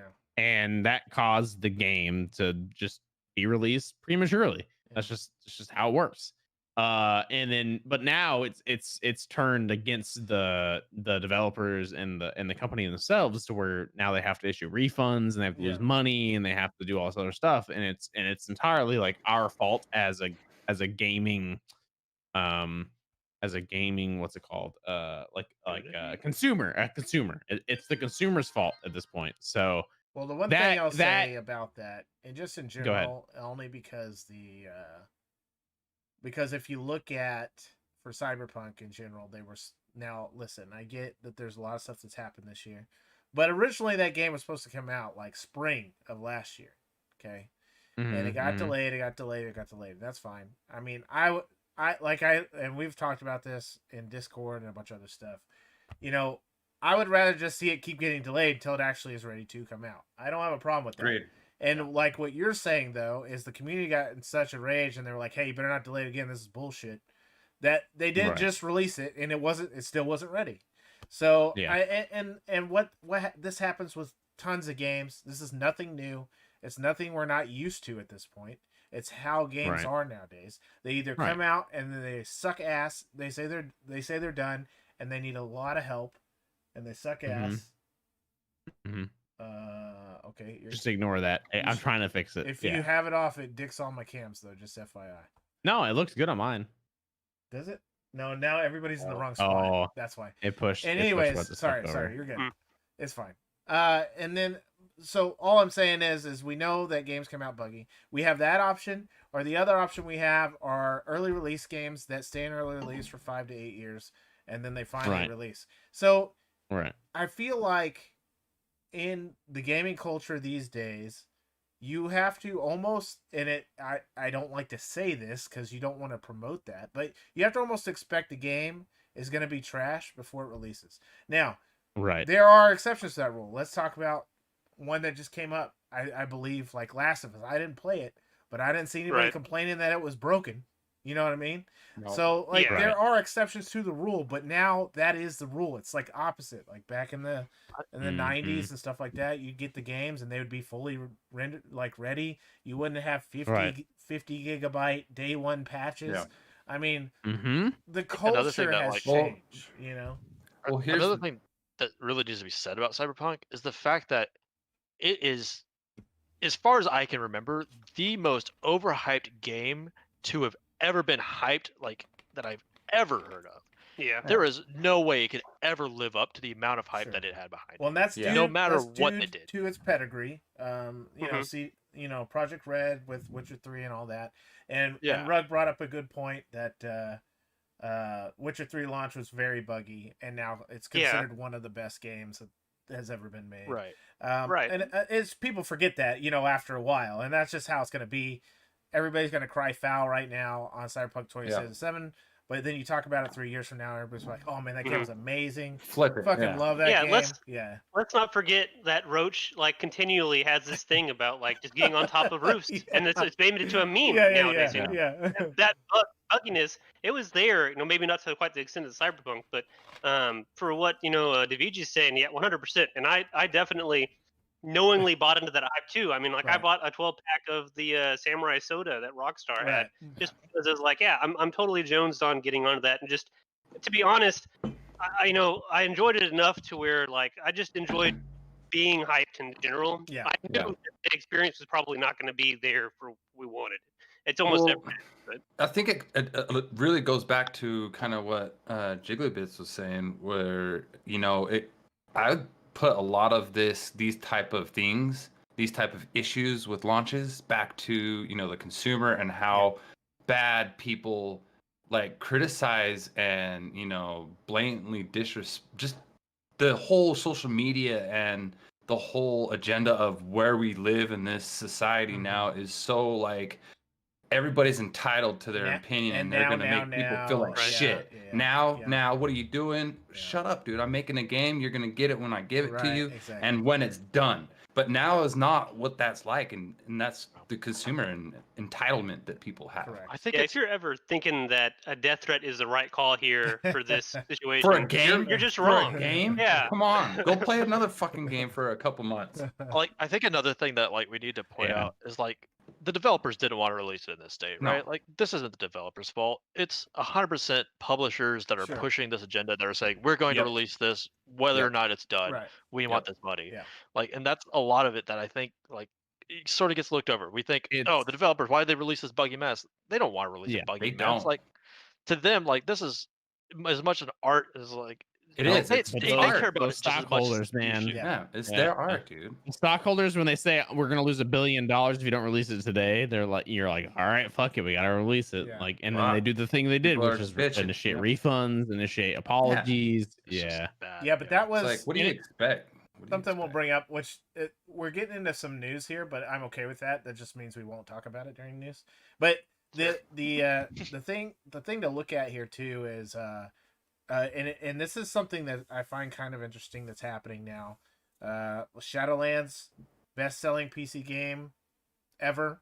Yeah. Then literally 2 weeks later or whatever, Cyberpunk 2077, best-selling PC game ever. Literally broke the record right after Shadowlands did. I mean, they're going to refund those PS4 and Xbox, no, they offered refunds to literally every platform. Yeah, and the Xbox One. Yeah, but I don't feel. First of all, I don't think that many people are going to actually get a refund. I do think the people on the old consoles may, because if it's, I can understand being upset that the game is not playable on those consoles, because they just really didn't optimize for those consoles, to be honest with you. And that part I can understand being upset about. Right, you're releasing a game but you didn't optimize it for that, and it's not playable. I'm okay with that. But even though originally it was marketed for those consoles, correct, yes, yeah. yeah. And so like if you want a refund for that, that's fine. And if they're gonna do something to help fix that, that's fine too. I'm just saying. So those people, I understand if they want a refund, but I'm still telling you, the best selling PC game of all time, even if it loses, whatever it is, 20% of its people, it still made plenty of money. Is all I'm saying. Yeah. And so They did what they were going for, basically. But and I'll be honest with you, I've only played like 3-ish hours, maybe 4 now, of the game, and I haven't had a problem. But my only concern is that I really don't want the CD Projekt Red to like fail as a company because of what stockholders forced them to do. Exactly. Yes. Yeah. That's because it's not up. their fault as a company. It's what the stockholders forced them to do. Yeah. Yep. Yeah. So, anyways, okay. Well, hey, it's an interesting conversation. Just that whole thing in general and how games are released now and all that kind of stuff. So maybe it's something we should get into at a different point and write that down. And then we can, the old men and like me and Charlie, we can talk about how these young kids need to get off our lawn and stop ruining everything. But back in my day, we had THQ. Back in my day, THQ was the bomb. Okay. Dude, I love THQ. Yeah. But THQ that's like one of those games. examples where, like, the publishers and such just kept forcing them to release bad products. We can. Hey, this is gonna be a different podcast, but let's mention one more name. Let's talk about Blizzard there, but we won't say anything else. There's another one that used to deliver gold all the time, but now it delivers shit. So Diablo Immortal. All right. So, anyways, who did we leave off on? I think Bropunzel's next on game. Disappointing game of 2020. I've been a huge fan of the Aliens and Predator world, since a little kid in the movies, and then since the games, like one of the first and second Aliens vs Predator, being able to pick the alien character, the Predator characters, and and the humans, and go into a PvP action based on that, and those games for when they came out were really good. I felt like playing each character, they're really optimized, and where not one is just crazy overpowered. So we come down to one of my most disappointing games because of that history and how much I love that universe, I guess. Predator Hunting Grounds. Dude, like there could have been so much potential with that game. But it sucked. If you wanted to be the Predator, you're sitting there loading forever. Everybody wants to be the Predator. And if you do get it, you get smashed by the humans. Like, the humans just were way too overpowered compared to the Predator. Was it like a Dead by Daylight kind of situation where, like, It's if you like wanted to be the hunter, then you take an hour to load into a game, and then the people you're going against are already like max level. And I would say Dead by Daylight's way better than Predator. They have a little better balancing, but Predator. I saw some videos of Predator, and it was basically like if you weren't like prepared to like spend a day to play the Predator, then you're basically not. You don't get to. Yeah. Well, that partially probably has to do, and I'm not saying. I'm just bringing up player base here. Obviously, Dead by Daylight has a very well-established player base. Yes. And so when you are picking like the bad guy or the enemy or whatever you want to call it, you get in a lot faster than like on a smaller player base game like Hunting Grounds. So but and then the graphics, they just weren't there for when it was released. It's just dated. They're just dated. I got you. Old It engines. just looked like black smudge, like everything just blended into together. Like it was just really awkward. There was no like distinctness between the pictures. I watched a few like YouTube videos of a buddy of mine that like enjoys playing that kind of games, and he played on maximum graphics, and it still looked like it was made in like 2015. I was Agreed. Like, really? Like just a letdown. I mean, the old AVP games were better. Still. Yeah. Oh, that's rough. That's rough. We played ABB. No, it's just Well, there's always got to be one, and this one apparently is Predator Hunting. Right. So Yeah. And Charlie Yeah. or and Devonite, you didn't put one, Yeah. so you must have loved all your games, huh? I mean, I didn't play a lot that like stands out in my memory that was real bad. I could mention Was there nothing you like played? Well, okay. Well, I know your dishonorable mention is probably answers this question, but is there Yeah. nothing you played once and then you were like, I don't really need to play that again? Not exactly. In fact, the one I was about to mention, I even forgot Island of was it Island of Armor? Or the latest like Pokemon Sword and Shield expansion Oh, just the came DLC. out back in like June. Uh-huh. And like it's hard to say that it's like I didn't like it because I mean it's it's run of the still the mill, same but that's kind of the reason why. It's like it doesn't like Didn't it didn't. add There's nothing anything. new there really. Yeah. It added like a lot of old Pokemon, which is something weird because like they had originally said that they weren't going to do that way back when that game first came out. But I don't know. Like it just it doesn't really like make me happy. I'm only playing it because of the massive snowball that Pokemon has become, and like trying to be on top of that after all those years. I have all that invested time Yeah. that I'm like, well, I'm gonna play this and I'm gonna like try to get through it. I have Right. it sitting on my desk right now, and like I have a note that says Crown Tundra because I need to play through it, and I just like it's like a job. So it's I mean like one day I'll get that's some more why I done. would Yeah. say, yeah, it's like I need to do this because I need to be the very best that there ever was. But yeah, Like I think the reason why it's so disappointing is just because like the way that the game released, we all played it together and we were all enjoying it. And yeah, then like this Island of Armor comes out and it's just like it's the same game, but it's just adding in these things that you feel like they should have just been in the game initially anyway.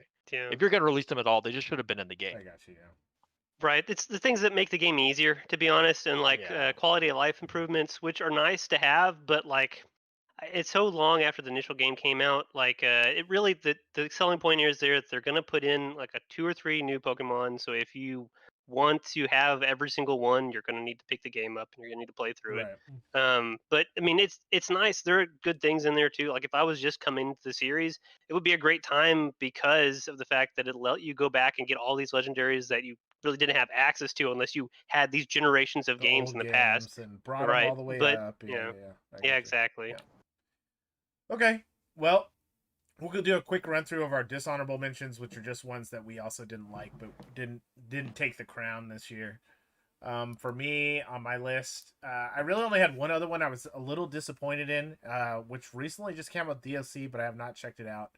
Minecraft Dungeons was a really cool concept to me. I love playing Diablo. I love those type of like ARPG style games. I've played Diablo since Diablo 1. I really, really love those games. And the reason why I was excited about Minecraft Dungeons is because it was an ARPG that I could play. I have 3 kids. We've mentioned this multiple times. It was a game that I could play with my kids, and they love Minecraft, so it was kind of like a crossover that I was like, cool, we can sit down, we can play this, it'll be great. Only thing and Did you realize your kids suck? No. So, well, first of all, yeah, my kids used to be purely controller kids, and I was really sad and disappointed at them, and I told them I was going to disown them.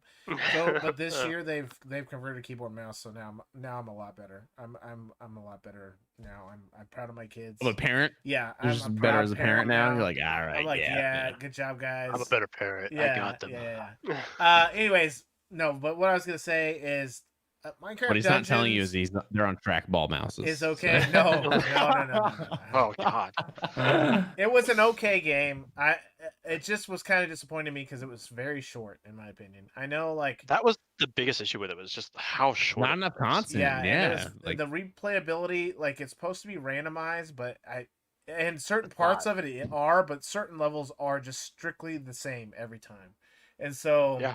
I really didn't. I thought it was just way too short, and it just didn't have enough meat.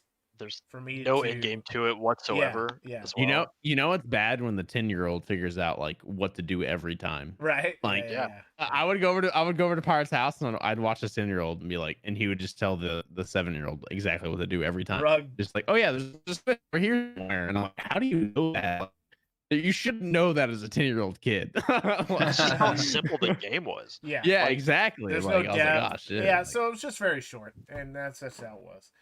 Rug, I just Yeah. want to say if my kids ever play a video game on a Mac, they will be living outside of my house. They will not be in the house. No, yeah, 100. They'll- And not only that, they will not be with the grandparents or the other set of grandparents, Yeah. or with me, or with the They will just grandparents have on to my live outside. side. This is the way. Literally, yeah. no one we know uses Mac products. So, like, whoever they're with are fucking just gypsies. Oh God, Like, Bro Punzel, no. From the ThinkPad, the little dots. Oh my God. Yeah, oh the my little God, dots. the Jesus. ThinkPad. Oh no. All right, so that was Oh, my no. dishonorable mention. I only had one. What about you, Brian? Did you have any? Before you play FPS game trackpad. I didn't really have an dishonorable mention for the year. Aside from what we talked about with Cyberpunk, Okay. which isn't really dishonorable game. It's more of on the Just just in the community general. itself. Yeah. Mm. All right, Ian. What about you? Oh god, I had so many. Uh, Borderlands 3 for me was a dishonorable mention. Really. Before the Xbox came out. Yeah. So this is Okay, this okay. is Even where with the our podcast may only last for one podcast. Okay. Nah. No, so here's my reasoning. The main hub world is just such a mess, and you have to like the way that all the It's other 'cause Borderlands are. It's 3 levels. I understand. It's fucking No, annoying. it's not that. It's the fact that so all the other games, it's like you explore the world, you go on the world, you're on the world, and you can just go to the world and you just play the game. In this game, it is return to ship, go to a world, play around, go to the ship, you return to another world, play around, go to the ship, return to a world, and you just have this back and forth that just so it just takes you out of the game so often Yeah, I got Yeah. that like you yeah, just It's not it as really fluid. ruins I the get flow that. Not of as it. fluid. I Story, get that. 100%. it opens up the DLC part of it, which is I understand why they did it now that the DLC's out is because they wanted each world to have its own like DLC pack kind of to it, Yeah. if that makes sense. So you can go Like- back to it and then like do some extra shit, you know? Like I Sure. understand why they did it, like to definitely to allow it to open up bigger, right? Like that's 100% what it was. But the fact that it takes you out of the flow of the game so much just really ruined it for me. Now, to their fairness though, they did try to tie it in the story. It's just they didn't try hard enough. It was Like the story's Yeah. fine. I have nothing against the game other than just the fact that it takes you out of the flow so much that it led to me not enjoying the game. I got Like you, yeah. whenever I'm playing the game, I want to play the game. I don't want to have to keep doing this back and forth, taking myself out of the flow. Like if I'm going to Right. get lunch every 5 minutes, sure, great, cool. I'm gonna go get a snack. But like I'm trying to play a game. I'm not trying to like take a break every 5 minutes. I'm one person that wants to like sit down, play a game for like 2 hours or 24 hours, who knows, and just grind something out, And then like whenever it takes me out of the flow of the games that much, like takes me out of the grind, it's just I can't. It just ended up being not a pleasant experience for me. Gotcha. The Yep. gameplay is fine. Like the gunplay is still fine. Everything Sure. else about it is still fine. But like whenever it takes me out of the Flow. flow that much, Yeah. I can't say that I enjoyed it.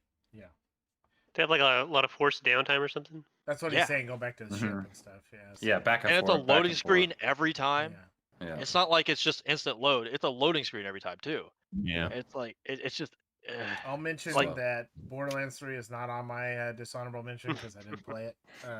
Right. But I don't Okay. particularly enjoy Right. Borderlands in general. So as much as I love Which is a playing co-op, damn shame. yeah, as much as I love Yeah. playing co-op with people, it's not my style. We've tried, guys. yeah, We've tried getting Pyro to play Borderlands. how It's it already- handles different things. I just prefer other games over it. So it's just not my game. So yeah. No, it's worth noting. I love Borderlands. I love the Borderlands series. Ian are fucking rock hard for Borderlands. All right. It's like it makes us fucking hard as unicorn horns. there you But go. like it's Rainbow so taking rough. out the asshole and everything. All right. I also had Minecraft Dungeons on my list as well. Same things. It's just too short. It's just too repetitive. It's not. There's not enough like different path you take. It's like you take this. It's the best. That's path, what you do. Yeah. I waited for Pyro to play it for like a good week before I asked him if I should buy it, and he goes, "No, there's not enough content for it." Yeah. All right, I'm glad you know me. Thanks. For me, I also my big thing is I play a lot of ARPGs. We've Yeah. talked about it in the street before, where I play nothing but Path of Exile nonstop every day, goddamn every day. Yeah. So one of my other dishonorable mentions is actually Torchlight 3, which we actually discussed on the podcast last year year, or whatever yeah. it was, Yeah. Yeah. where I was so excited for it to come out. I was like, Same, yeah, same. it came out. It sucks dick. They just came out with a big patch. This last week? But I haven't looked at it. Did you look at it? No, no, I've played it. It's awful. Still bad? It's so everything that they promised, they just didn't do. They were like, Well, it's I think part of that is, where they kept going back and forth. Where we're gonna make an MMO, and want to they're make a like, new oh game. shit, now Do we're we gonna want? make Yeah. and they're like, damn. So they just And they just took like the worst parts of both of them. Yeah, Like gotcha. so I played the beta for it as well. In the beta for it, it was a more enjoyable game than it is now. Wow. The beta for it was better than it is now. They took out some of the things that made it customizable, that made you that gave you something to work towards. They took it out. I don't know who thought that was a great idea, but they took it out. They're like, no, we don't want you to work towards anything. We want you to have this is your path. We want to make it simplified. They made it too simplified. It is too simplified. It is boring simplified. Yeah. The maps are all the same. All the mobs. I legitimately don't know if there's more than 10 different models for enemies. Oh, Hmm. yeah, that's rough. It is so bad. The maps, some of them look okay. Then it's just like it feels like the game is still not done. I mean, it's If you told me that that was a done game, I would tell you that this is worse than it was in beta, and that they need to try again. It's rough.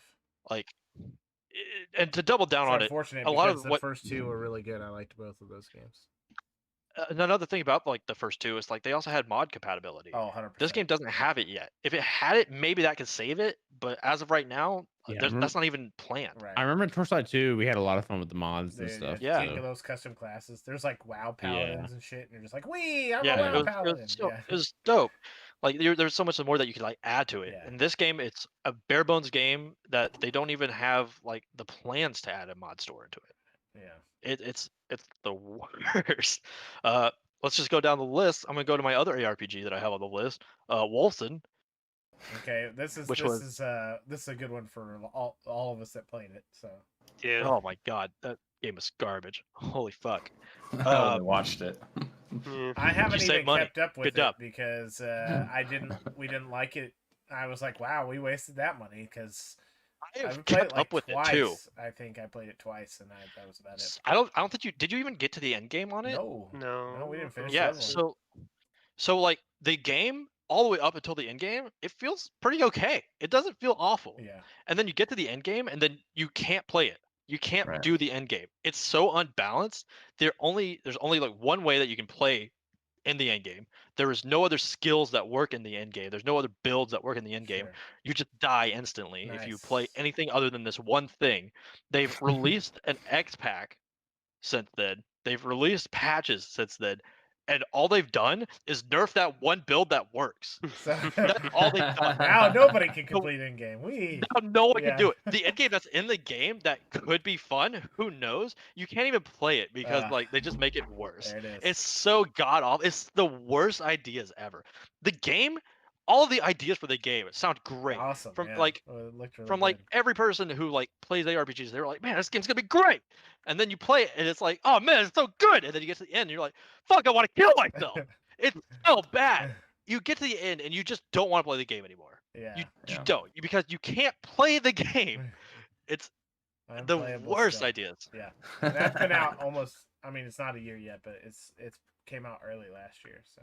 Yeah. To be fair, they had a hotfix yesterday, and apparently a lot of the Reddit people like it. So well, that's good. Maybe it's worth revisiting. Maybe they finally fixed it yesterday for the first time. It might be worth revisiting. I don't know. I think we only played it the one night, and that's all I really remember. Yeah, we played my impression. I know we played it twice, but at least for me, I forced myself. So I forced myself to get 60 hours out of it. No. And it was not worth it. I don't think it did though. I think I still have it. Fuck, you should have. Anyway, so you have one more on the list?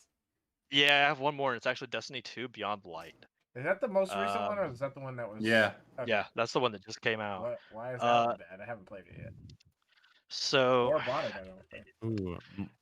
I'll say that there's points both ways, right? So Beyond Light, it's good because it's back to Bungie developing the game. It's not an Activision game anymore. Right. It is Bungie owns the game. Yeah. They've separated. They're trying to fix everything that Activision was like, hey, do this, make this done, and then like they're trying to get rid of it, right? So in doing so, they like took out half the content. Nice. Because they're trying to reintroduce their content that they wanted in the game. But in doing so, like they did this thing called sunlighting, which is a bunch of the guns that were in the game before. They said, fuck it, they can't use those guns anymore. Oh yeah, Those guns are damn, yeah, I remember this. locked. You can't get past a certain power level. Oh, You're not gonna be able to that's use so them anymore. Because that's part of a big Because part of the game. I love that part of the game where you can just like have the one gun because it looks badass. Right. Yeah, yeah. But here's the thing. So they said that we're sunlighting these weapons to lock them out because they were unbalanced, buggy messes, etc., etc., etc. They're not going to be reintroduced in the game. That's how it is. So they were like, here's what we're going to do. We're going to introduce other guns and stuff, blah, blah, blah. Instead, they said that, and then they reintroduced the same guns that were sunlight, but all your sunlit guns you can now no longer use. So you need to refarm them, refarm the guns that you had before, so that you can use them at the power level you have. And they've only added like 2 new gun types. Period. Ouch. Good, It is bad. So like it was just the things that they said that they were gonna do. They just said nah.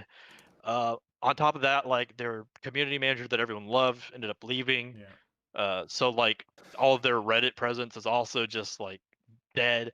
It's their Reddit. If you were to go to it right now, it's a bunch of people going, "Please don't leave the game. We need people to play with." Yeah. Because like they're begging people to like, hold on, he'll get better. Like the raid, admittedly, they introduced the raid for Beyond Light, and it's really good. I've always liked Destiny 2's raiding content. Yeah. Realistically, it's always been super enjoyable. But like, whenever you're just fucking your community like that, and then like going, yeah, but this part's good. It just start over. It leaves a bad taste. Sure. Like I don't mind the start over, right? Yeah. The issue is that they said one thing and then they did another. Yeah. Which is just that always leaves a huge bad taste in my mouth. 100%. Yeah. All right. Well, You gotta deliver. Well, let's go, Bro Punzel. You got one. What was your dishonorable mention? Crucible. Why? Because it only lasts like 6 months. Oh my god. So like I got into the game. I loved it. The concept was great. You got these different characters. You got the different loadouts. You go in, and it's fun for the first 10 matches, and then you start to realize that as you're going to get one part of the thing that lets you win, I forget what it even called now, but you get close to it, and then somebody else gets it, and then it's all the way across the other map. So you start running over to the other map. Those people kill you in the back, and then you spawn even further away, and it's just a nonstop running back and forth to the objectives, and you don't even really get that much PvP action in it. I feel like the maps were a little bit too big. Got you. For the number of people. I played this game for about like 15 or 20 hours. Yep. And unfortunately, I have to disagree with you. But it could be, and this is going to sound real douchey, is that I never died. Oh, okay. But when I did die, it didn't seem like I was too far off. But I also played characters that had a lot of mobility. Fast. And that could have been the difference, because I played the dude with the big like machine gun, or the big like minigun. But he gets like that weird like rocket launcher propulsion thing, like every 8 seconds. So like you're really fast. And then I played like I played the robot thing a little bit. I didn't like it. Anyway, I really wanted to love it. I really wanted. Yeah, no, and I really appreciated the amount of effort that Amazon put into a game. Agreed. That was a shooter. That was an arena game, and that was like honestly not that bad. Like it was pretty decent. And I even got like Chef Boy or Dog, which is one of our like regulars in our Discord, to play with us, and he liked it too. He was just like, it's he goes, it's unfortunate that like there's just not enough people to play it, and also like the people you get teamed with, it's either like you and your friend who are playing are like understand how the game works, and you get like some random like fucktard who just absolutely does not know what the fuck he's doing. That's the thing. And so you're 2v3ing or 2v4ing, and it's like, but like I don't think the spawn system was too horrible. Now you did spawn pretty far away, but like from my experience that I was playing it is when you got to choose the spawn, is typically there was like a back cap you could do like on your way to the fun, if that makes sense. Like there was like a route you could take to where you're still getting shit done on your way there. Well, let's put it this way. So, obviously, most people seem to take Rapunzel's. No, 100%. They fucked the game up. The game is gone. It's no longer a thing anymore. So yes. it definitely Unfortunate, tanked yeah. because they did not unfortunate. fix it fast enough. The Fast game that it enough, yeah. reminded me of the most was like Battleborn, honestly. Oh man. Yeah, Battleborn did the same thing. Yeah, Agreed. but granted, Battleborn tanked because it came out at the same time as that other one, Overwatch. It came out as Overwatch. Overwatch. and it also had to complete with There was another one too. I don't have it installed anymore, but there was another one that Battleborn had to compete with. Was the what's the one we knew Pyro, where it was over the top and it was I don't know, but you know what sucks? Your fucking Aw. internet and your goddamn camera this time. what? Going It's robot. not my internet. You've I'll been tell you that going much. robot all night, bro. Really? Yeah. Yep. Huh. Every once in a while, yeah. Anyways, you're good. I don't remember the other game. I was trying to think of what it was too, but I don't know off the top of my head. Oh. Yeah. Fuck. I don't remember. I only remember Overwatch. Yeah. Anyways, so okay, well there you go. That's the dishonorable mentions. Let's talk about some gaming news of 2020. You know, it's been a pretty crazy year. I mean, with COVID, a lot of stuff went on. That's just unorthodox or crazy happenstance. But the first thing on our list is the Mixer shutdown. Yeah, that was crazy. That seemed crazy mostly because it seemingly came out of nowhere. Like, I mean, there was no warning. Dropping dough on all the big guys. Yeah, they had just renewed contracts. It was like pretty crazy to just see that happen. So that was one of the big stories I thought was a good one for 2020. And just under that umbrella, because Ian had mentioned, there's a bunch of live streaming stuff, the DMCA stuff with Twitch, the dock ban, which we still don't know what happened, right? Yeah. So those type of things are pretty crazy, just from streaming platforms in general. And I don't know if you guys want to. The only thing I want to touch on further Touch there is on, like the DMCA shit is still like being pushed. Oh, 100%. There's a bill right now that they're trying to push where if you or even play DMCA music in the background, you just accidentally hear it for a second, they can throw you in prison. Yep. There's a bill that they're trying to push right now. That's that's not Twitch specifically, but yeah, part of the new law. Yeah. Right. Yeah. I'm just saying DMCA. Yeah. Not Twitch. Well, to be honest with you, this year has been a real bad year for Twitch. They have missed on a lot of things this year. Oh yeah. It's one of the reasons why you're watching me right now on YouTube, which we won't get into, but it's just totally been an issue all year for Twitch. They've struck out quite a bit.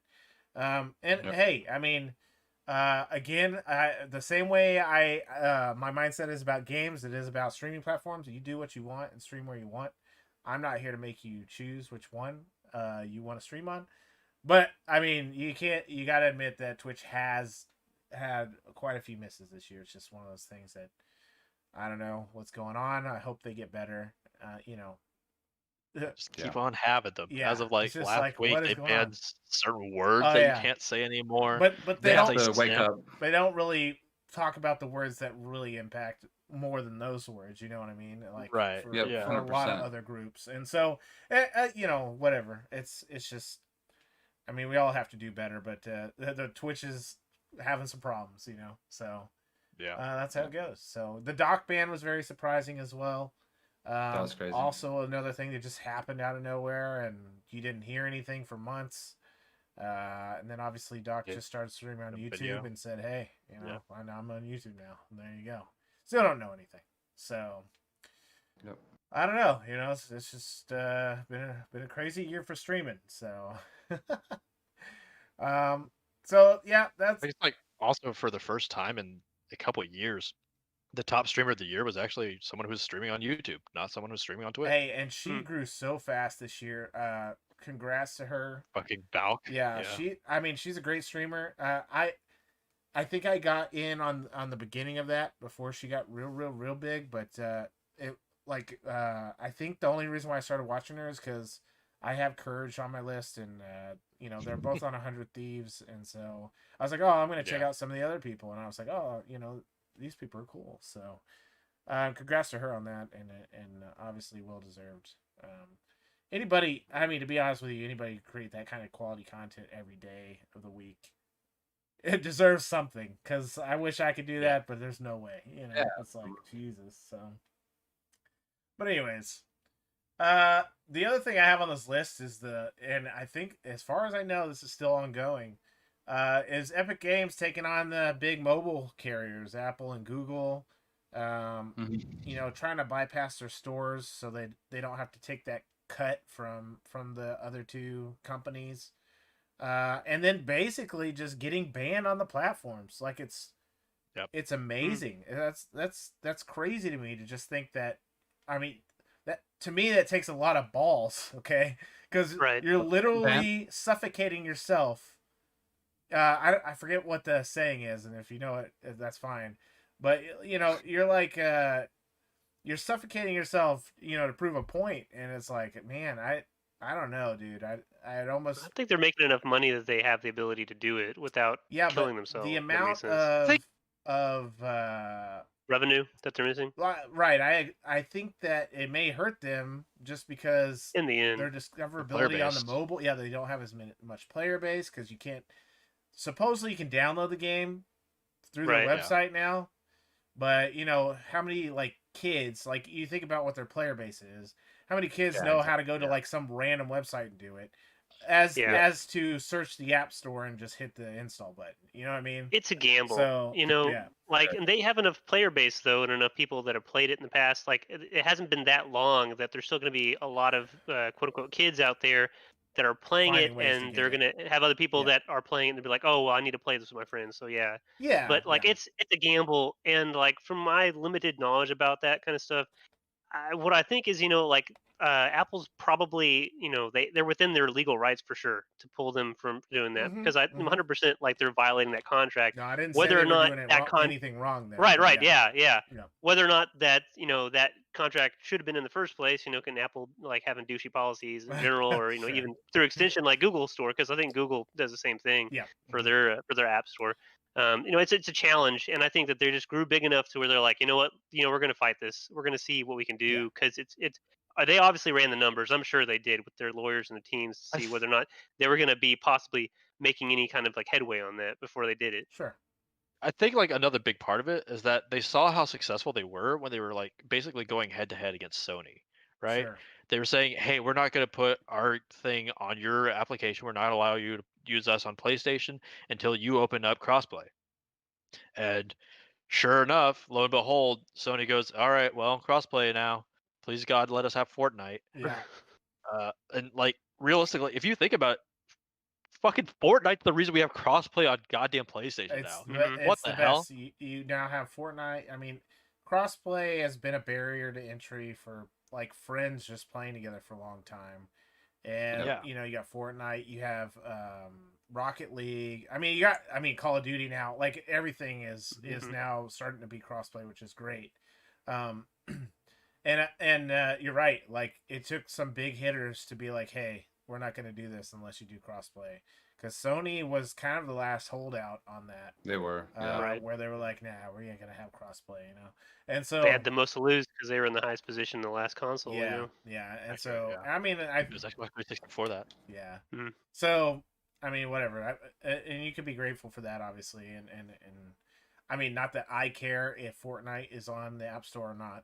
So No, same. I just think like that was what gave them basically the britches to be able to go, yeah, we could do this. We've already done it I once. think that they just I think that they thought that previous success would just roll out into this as well. Sure. Wasn't Fortnite technically also separate like for a while, and they had it on the store, but they had like a couple of like, oops, it's crossplay for some reason for a couple times, and then like that pushed the issue further, I guess. I can't. I don't know on claim that to part. know. For you talking about PlayStation specifically? Yeah, because I can't remember which game it was. It was one of those games that was really.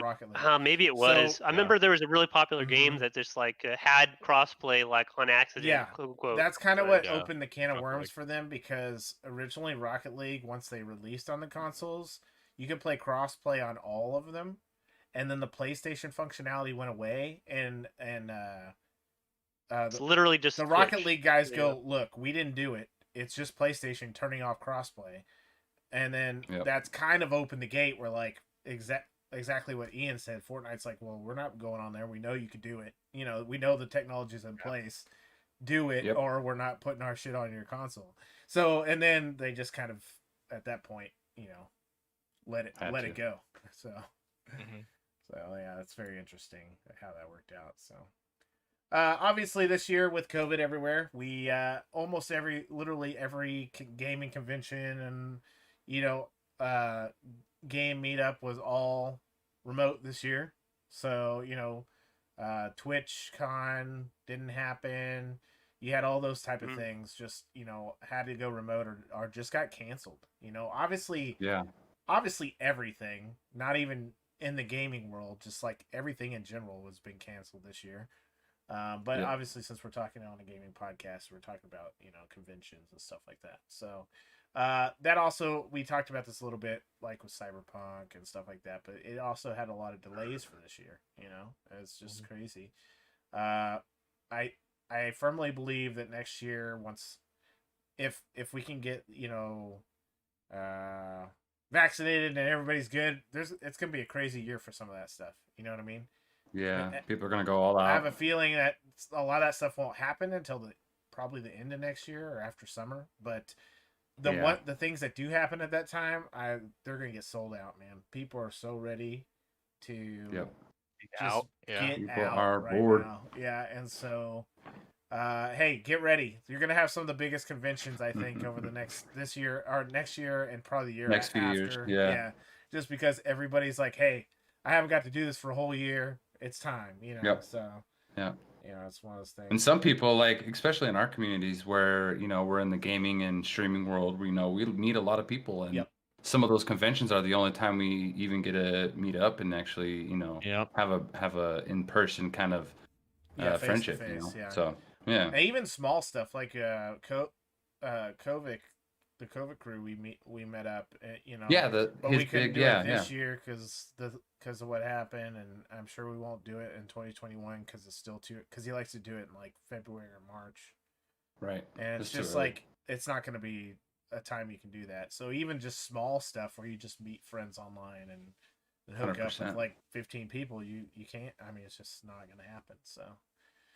You know, if the airlines and everybody can just hold on for another year, right? Because you're gonna make all that money soon, okay? All that money is gonna come flooding back in. Yeah, that's the problem though. Trying to hold out that long, that's rough. You know, you got stuff like movie theaters closing down, and you know, I don't know the way Disney is doing their stuff, and this is a little bit outside of gaming.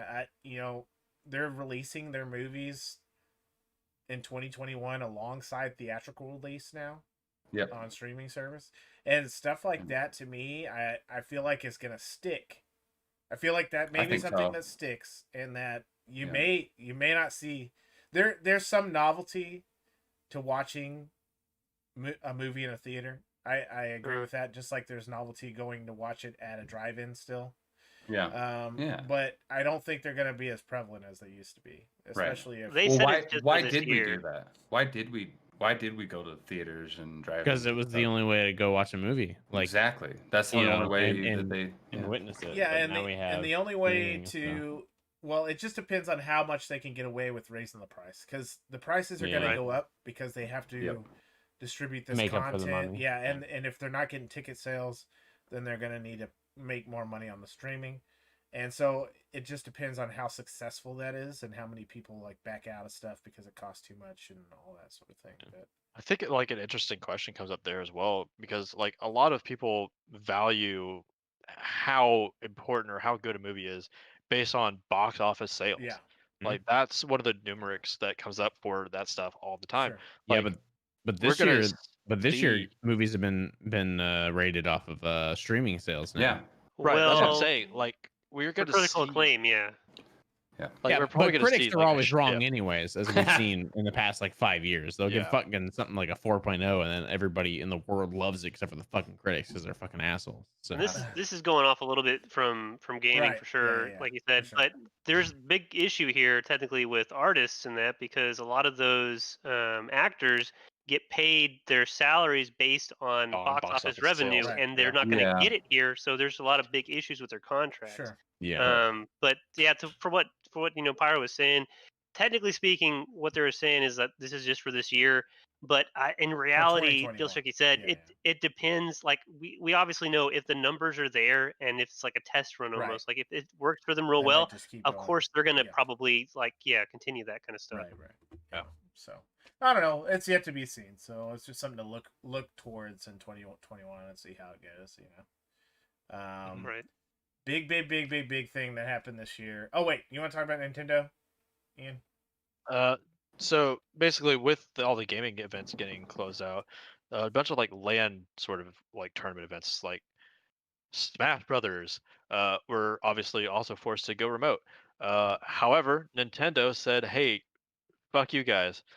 So Brawl, which is one of the biggest Smash Brothers formats, um, is traditionally played on GameCubes and such in a LAN tournament. That's not able to be done right now for a lot of reasons, obviously. So they had been using emulators to try to like get around that so that they can play together, play online and such. Nintendo said, "Hey, no," and started fining a bunch of people for using emulators to play their game. Yeah, so they couldn't even do online tournaments. So there's just they couldn't do online tournaments. Yeah, so like a lot of the Brawl tournaments and stuff, instead of doing Brawl tournaments, they've just been doing whatever the newest Smash. I can't even think of what it is. They were doing that Smash tournament, and it's like you can't get valid, rankings or anything because this is a game that these players don't even play. They're kind of just playing it to fill times to get viewers to be like, haha, this is what we have. Yeah, it's what we got. Yeah, and it's so weird. Like to think of it, the way that I think of it is like, you're not making money off this game anymore anyway, right?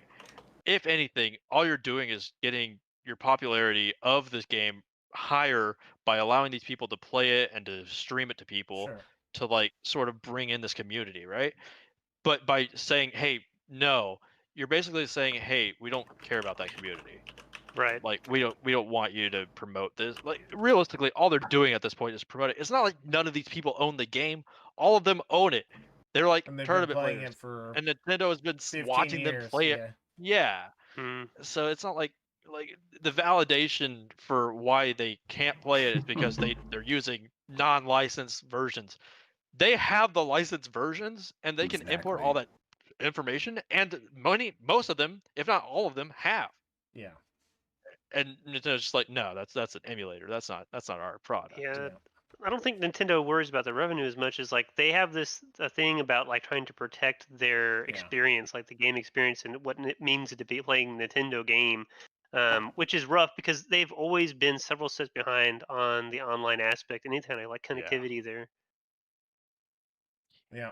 So I don't know. It's just been a rough year for gaming and obviously localized events, So yeah, that's how it goes. That's how it goes. COVID's fucking everything up. A big one, another surprise to me. I didn't know until just like I mean, it just randomly got announced. No inkling. Oh when, Microsoft bought out Bethesda. So there you go. And we got a lot of conspiracy theories here because Microsoft also owns Obsidian Entertainment. So they're talking about some Elder Scrolls stuff where stuff could happen again and all this sort of thing. So it's just one of those things. It's funny, and Brian has a real good point with the Skyrim. So Howard has figured out how to sell you Skyrim every month for the rest of your lives. So congratulations, Howard. You have bamboozled us forever. Since Skyrim will now be on probably Xbox Game Pass, you can now pay monthly for your Skyrim. So there you go, baby. It was happening. God, I was like, sign me up. I want $5.99 every month from everybody. Yeah, thank you. You didn't think you were buying Skyrim again, but if you sign up for Xbox Game Pass, technically, you got it. Technically, you've bought it again. That's right. That's funny, but that was a big one too. Like, it's just, I mean, that's a big acquisition, I think. So, it really is. Yes. Let's talk about some fucking shit that sucks because everything that's come out this year. Let me fucking tell you from how hard I got kicked on the dick on this. Right? From video you were trying cards, to get one way back. Yeah, dude, I have been trying to get a 3090 since they were fucking released. Like, I mean, since they were like leaked, like fucking goddamn.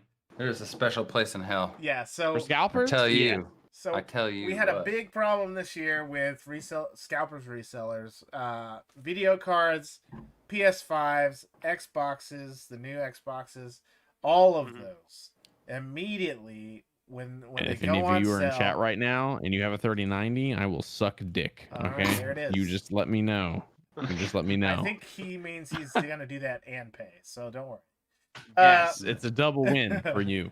But Double loss for me. sprinkles. A bunch of basically scalpers have their bot scripts and just buy all that shit up before anybody really gets anything, you know? And somebody's space barring the fuck out of that. They really are, and I don't know who it That's is. fine.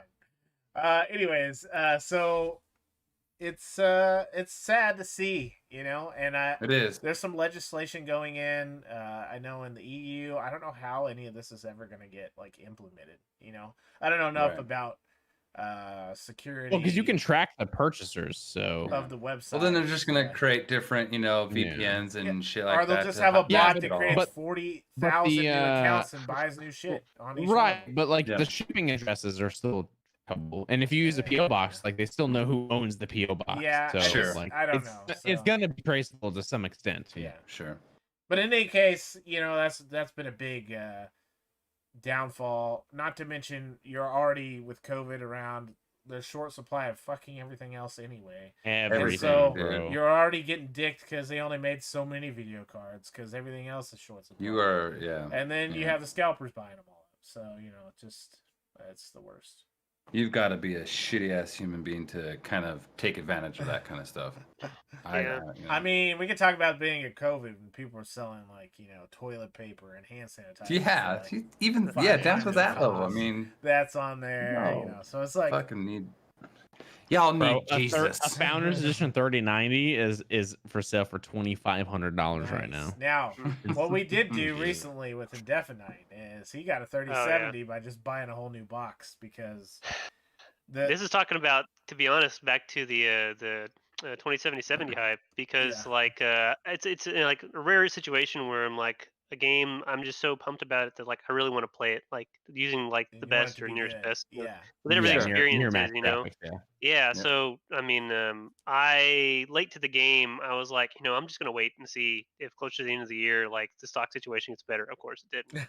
And so like we're getting closer to the time frame. I'm like, what's it actually look like? So I'm like trying to see, you know, what things are like. I'm hitting up some of the resources that people are actually looking at, like they're looking at the stock checkers, that kind of stuff. And I go through the experience of like trying to get one of these cards when they're getting stock in, and like the 3060s are getting released, or the newer like smaller pluses, like the ones that are not quite as good but still better than what I had. And like it was total shit show like trying to go into that and to be honest like I wasted a lot of time like on my work day just like checking the phone continually and trying to get that cart for Best Buy just to get this sucker. It was just terrible. You'd get there, get to the checkout portion, and they have so many hoops you have to jump through kind of to stop scalpers, to be honest, that like there's really nothing you can do. Like they're all gone by that time. And it's a bad experience all around. So much so that like I started to kind of like, what is it actually like for these other options here? Because like the ones that people were using less of were like the bundles, and then to even a lesser extent the pre-mades.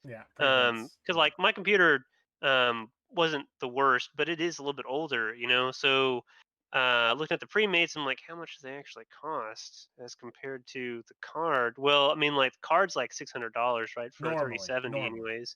Right, like not through a scalper, because it's probably around double that, or at least 1.5 times for a scalper.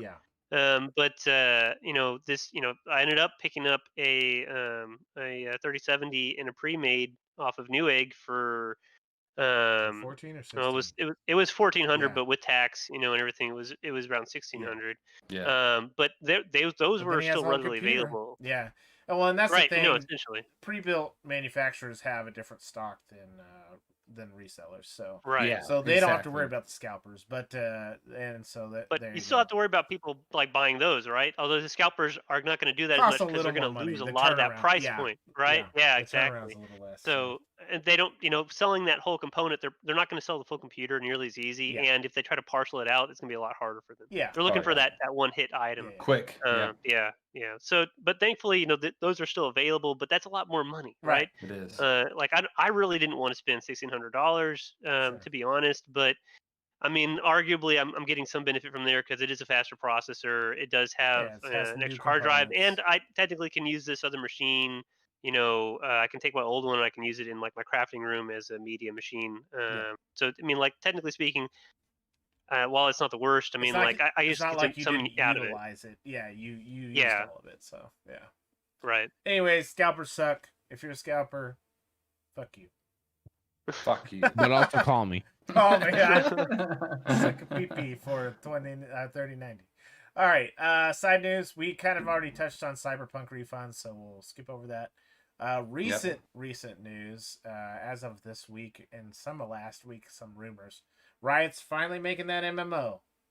So those of you who've been wanting that, it's coming. I mean, who knows? It's probably going to be way far out. We probably won't see anything playable for another 5 years. But it's really cool to see that they are actually making a MMO. So After teasing it, Ghost Crawler is involved in that, which is cool. Some of y'all might know of him from WoW fame, stuff like that. But so that's neat. That's finally been confirmed was that today or yesterday? I can't remember, but I think it was yesterday. yesterday. So that's cool. Riot's making an MMO. That whole the lore for their games I really like. So hey, if they're gonna make an MMO, not that I need another MMO to play, I might be interested in at least checking it out because it looks pretty cool. It's League of Legends. Yeah. So, anyways, that's pretty cool. Let's get into our last category and then we'll call it a night, guys. And that is most anticipated games of 2021. I'm going to I actually have videos for these, so we'll start with mine. And I think I'm just going to let me see what I have here. What you going? Well, I want to make sure because I'm gonna skip ones that y'all are gonna talk about, so that we don't double dip. I like you guys talking too, so I don't like cover everybody's game and then be like, all right, well, we're done. Have a nice day. Yeah. Good night. Yeah. So okay, so the first one for me, I really, really for some reason enjoy the Far Cry series. I really like those games. Series. And to be honest with you, I really like those games because you can also play them co-op fully usually. Yeah. Yes. Which is really awesome. So they always have like the series, and then what's cool is usually the next year they have like their what I like to call it's not, but it's kind of like the Far Cry's already kind of like a little over the edge. It's not exactly realistic 100%. But like then they put in the next year they put in their like half game in there that like just kind of throws it further. Like they had Blood Dragon, which was ridiculous. Yeah. Right. They did Primal for 4 or whatever it was. Yep. What was the one for 5? I can't remember. But anyways, they kind of have like a secondary game they throw out, after every major release. So the same engine. Yeah, using like 5's engine, they just put the next part in. Yeah, so Far Cry 6 is coming out next year. I'm excited to play it. I loved 5. I got some really good stuff out of 5. I still remember just randomly getting pounced on by a cougar. That was probably my best clip on that game. So those games are real fun. I like the gameplay. It's not Far Cry is not like 100% realistic, so like the gameplay just feels kind of good without having to like be perfect aim and all that kind of stuff. It's just kind of a nice game to ride around in, drive around in, just shoot stuff. Like it's nice. I like it. So it kind of fits right in the middle of the road for me on like a realistic / where you get out of hand with the cartoony fun ones like Serious Sam. Yeah. It's not like Just that. Cause. Yeah. So I really like Far Cry, and so that's gonna be probably one of my more anticipated games for next year. And again, it hits the mark for me on the co-op because I really just if I'm playing games, I really prefer to play with other people, which I think like bro. Oh yeah. Bro, you're the same way. Jiggly and Daviji, and Def and I always like to play games together. So it's just was one of those things that if it's a co-op, it's definitely already on my list, and then plus I just like that series. So I don't know. It's I'm excited for that one. I don't think it was on anybody else's list, but there it is for that one. I'm gonna skip my next one because that's someone else. The one I think that's also on my list. I am, as much as probably gonna get a lot of slack for it, looking forward or hoping to play New World. It depends. Yeah. So I like playing the beta. The beta was cool. Beta was but fun. There were some things in New World that I think they needed to expand on, and I know they're taking the time to do that. But let's see what they do. You know what I mean? Like, I don't know. I feel like there wasn't enough weapons. Yeah, there was only like 5 or 6 in the beta, but they hinted a lot more because some of the NPCs had different ones. And there were like weapon styles that the NPCs have that you didn't. That I thought, hey, that would be neat. Like, why do we not have access to that? Wink, wink. Yeah, so like gun, like double gun or gun and sword. Yeah, the gun parts. Yeah, and so I'm hoping that stuff gets put in. I liked it. It's a different take on the MMO. It's the genre is very. I feel like it's underutilized. So I like that as well. So I kind of want to see where it goes. We're gonna have to see their new like gameplay stuff when it gets closer to launch, and I'll probably pick that up. I'm looking for that one as well. So that is another one on my list. And then I believe the last one I'm going to talk about is Back 4 Blood. The developers for Left 4 Dead and Left 4 Dead 2 finally were able to make their basically Left 4 Dead 3. Everything I've heard about it, video wise, reviewers. Go sign up. Yeah, go sign up for Alpha. You can sign for Alpha right now. I heard everything I've heard is it is Left 4 Dead 3. Like, if you played 2, it's just a better version of that. They got some new stuff, like, in there that changes it up. So I'm excited. I like the first 2 games. Again, I think those were games that Charlie ended up. Was it you, Charlie? I think. I mean, we played them, but that was for Left 4 Dead 1. I think got us started on it, but I'm not 100% sure. But then we played 2 when it came out, so I think it's going to be a game I play for sure when it comes out as well. So it's just good games. I'm pretty excited to see those come out. What about you, Jiggly? You have an interesting one that you're looking forward to. Yeah. My most anticipated game of 2021 is Cyberpunk 2077. Because I originally wrote this because right. So I originally wrote this because I anticipated a delay again. When we were planning this last month. Yeah, we called that. I called it. But I also don't think I'm wrong in calling it, only because the developers know it's not finished. Right. So I'm kind of going off of like a actual release in next year, where like the game's actually completed. Basically, what I'm banking on is like we just got the beta, and like the actual like release is going to be next year, kind of thing. Well, also it's important to note that it did pull it off some stores. So see, they'll put it all back on as long as after January 1st. Hey. That's right. You were right. If it's after yeah, exactly. Then I called it on November 17th, and there's evidence to support that. I'm just saying. So we'll see what happens. But I am hoping the game is solidified. And quote unquote re-release, not really re-release, but I mean because it's still kind of released. I don't know. Yeah. It's in a weird state right now, but I'm hoping it's completed. I'm hoping it's completed next year. Yeah. Like with at least like the game's done. Minor glitches at that point, and the game's playable for everybody on even older last gen consoles. Yeah. And then I'm hoping that by the end of the year there's like some kind of DLC for it or something. Like that's kind of what I'm hoping for. So. Mm-hmm. Oh yeah. All right, Daviji, what's yours, buddy? I remember. What's my top one? Was it Bravely Default? Yeah. So my most anticipated thing, it was supposed to release in 2020, but because of delays that got pushed off to 2021, it's actually Bravely Default 2, which is a Switch game. This is on my list as well. I wanted Ian to mention it. So yeah, so it's not technically the second game; it's technically the third game in the series. Because there was a Bravely second. Bravely second, and then they were like, "We're going back to Bravely Default." Yeah. Whatever. Anyway, there's a beta or alpha. I don't know what it is. It's just a playtest that's available in the Switch store. I played it. I grinded it out because that's the kind of person I am, and that game is, one of those games that definitely feeds into that for me.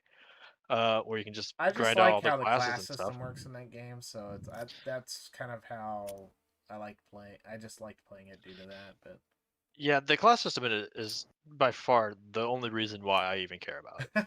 Just because, like, realistically, it's just like, a turn-based RPG, but the class system is interesting enough to me to keep me like, I can customize my character how I want to. I can try to find the most broken thing if I want to. I can find some really dumb, not broken, but just funny thing if I want to. Like, I'm open up to these possibilities, right? If I want to make a character that does nothing but try to steal money, I can do that. right. Uh, that's actually available in the beta right now. Haha. But like these are the things that like are available in the game, and it's one of the reasons why like I really enjoy the game. I'm like super looking forward to it. It's just because like the amount of customization that's available, and just I like the story of it, And and the art of it is just so nice. the It's skills all how like they hand can drawn. cross over and Yeah, stuff. Yeah, it's pretty cool. I love the backgrounds are all hand drawn, which is awesome. And yeah. then you have it's like 3D. It's kind of like what was the one that came out? Octopath Traveler. If Yeah, anybody's Octopath played that, it's hand drawn backgrounds and like 3D. Your player Right. characters are 3D. Yeah, the sprites. So I really like that art style as well. And obviously it's a JRPG, so some people don't like that, but I made by Square Enix. yeah, I which mean is the there you people who go. made Final Check the Fantasy. boxes all the way down the list. So Yeah. it looks pretty good. I think you are safe to talk about all your other ones because nobody else has them. So Yeah, probably. I'm pretty much a loner. So Path of Exile 2 was Ooh. is that coming originally out though? it was announced to come out in 2020. Okay. So it's another one of those where it's like it got delayed, so they're estimating it to be released in 2021. But again, with the COVID delays, who the hell knows for anything? Right. Like we would hope that because it was supposed to come out in 2020, it's early 2021, right? Is what we would hope for. But Who knows? with everyone working from home, no one's really working in an office. There's no like set anything. It's Yeah. why like for almost all of my ones that I put on here, it's just like I Question put the mark? name with a question mark because who the hell knows? Yeah. Delays Yeah. are mad right now. So Yeah. Path of Exile 2 is actually one that I put in the list. Just really hoping that that comes out.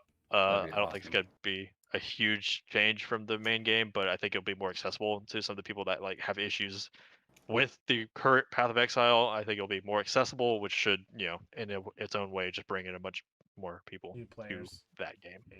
Yeah. All right. What about your next Oh, one? God, what else? What else did I have? Oh yeah, Last Epoch, because again, I am an ARPG fucking nerd. Yeah. Last Epoch is incredible. Well, it looks This game is incredible. Have you played this it? game is an yeah, no, Okay. I bought it. I paid for the pre-order access. I've been playing the fuck out of it. Like I played it like yesterday. Nice. I was just Okay. like, I got some time. Like I have 24 hours in this beta, this like pre-access. Yeah. Just played around with it. Multiplayer was confirmed to be available 2021, like today. That was announced. Good. Yeah. So, like they're working on it. They're working at a steady pace. They're shooting for a 2021 release date. And honestly, out of all of the ARPGs that have like been Looking put out there yeah. to be like, these are going to be the Diablo killers. This is going to be the Path of Exile killer because Path of Exile is basically already killed Diablo. Let's be real. Oh, 100%. Yeah. Anyway, as far as all of those games that are being called that, like Wolfen was at one point, this is the only one that I'd say actually holds a candlestick of a chance to doing that. That is how good of a game I honestly believe this is. It looks like cool. the trees, This the looks trees, good. yeah. Yeah. the trees that are available in the game are all super customizable. You can change your build out Oh, look at however that. you want.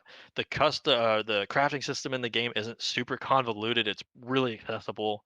You know, Like- you know which crafting system's really convoluted and why I can't get into the game? Path of Exile. Yeah, there you go. Path of Exile, like a lot It's of Path deep. of Exile, Dude, is there's a lot super of shit, man. convoluted It and is. it's really hard to access the Yeah, game. yeah.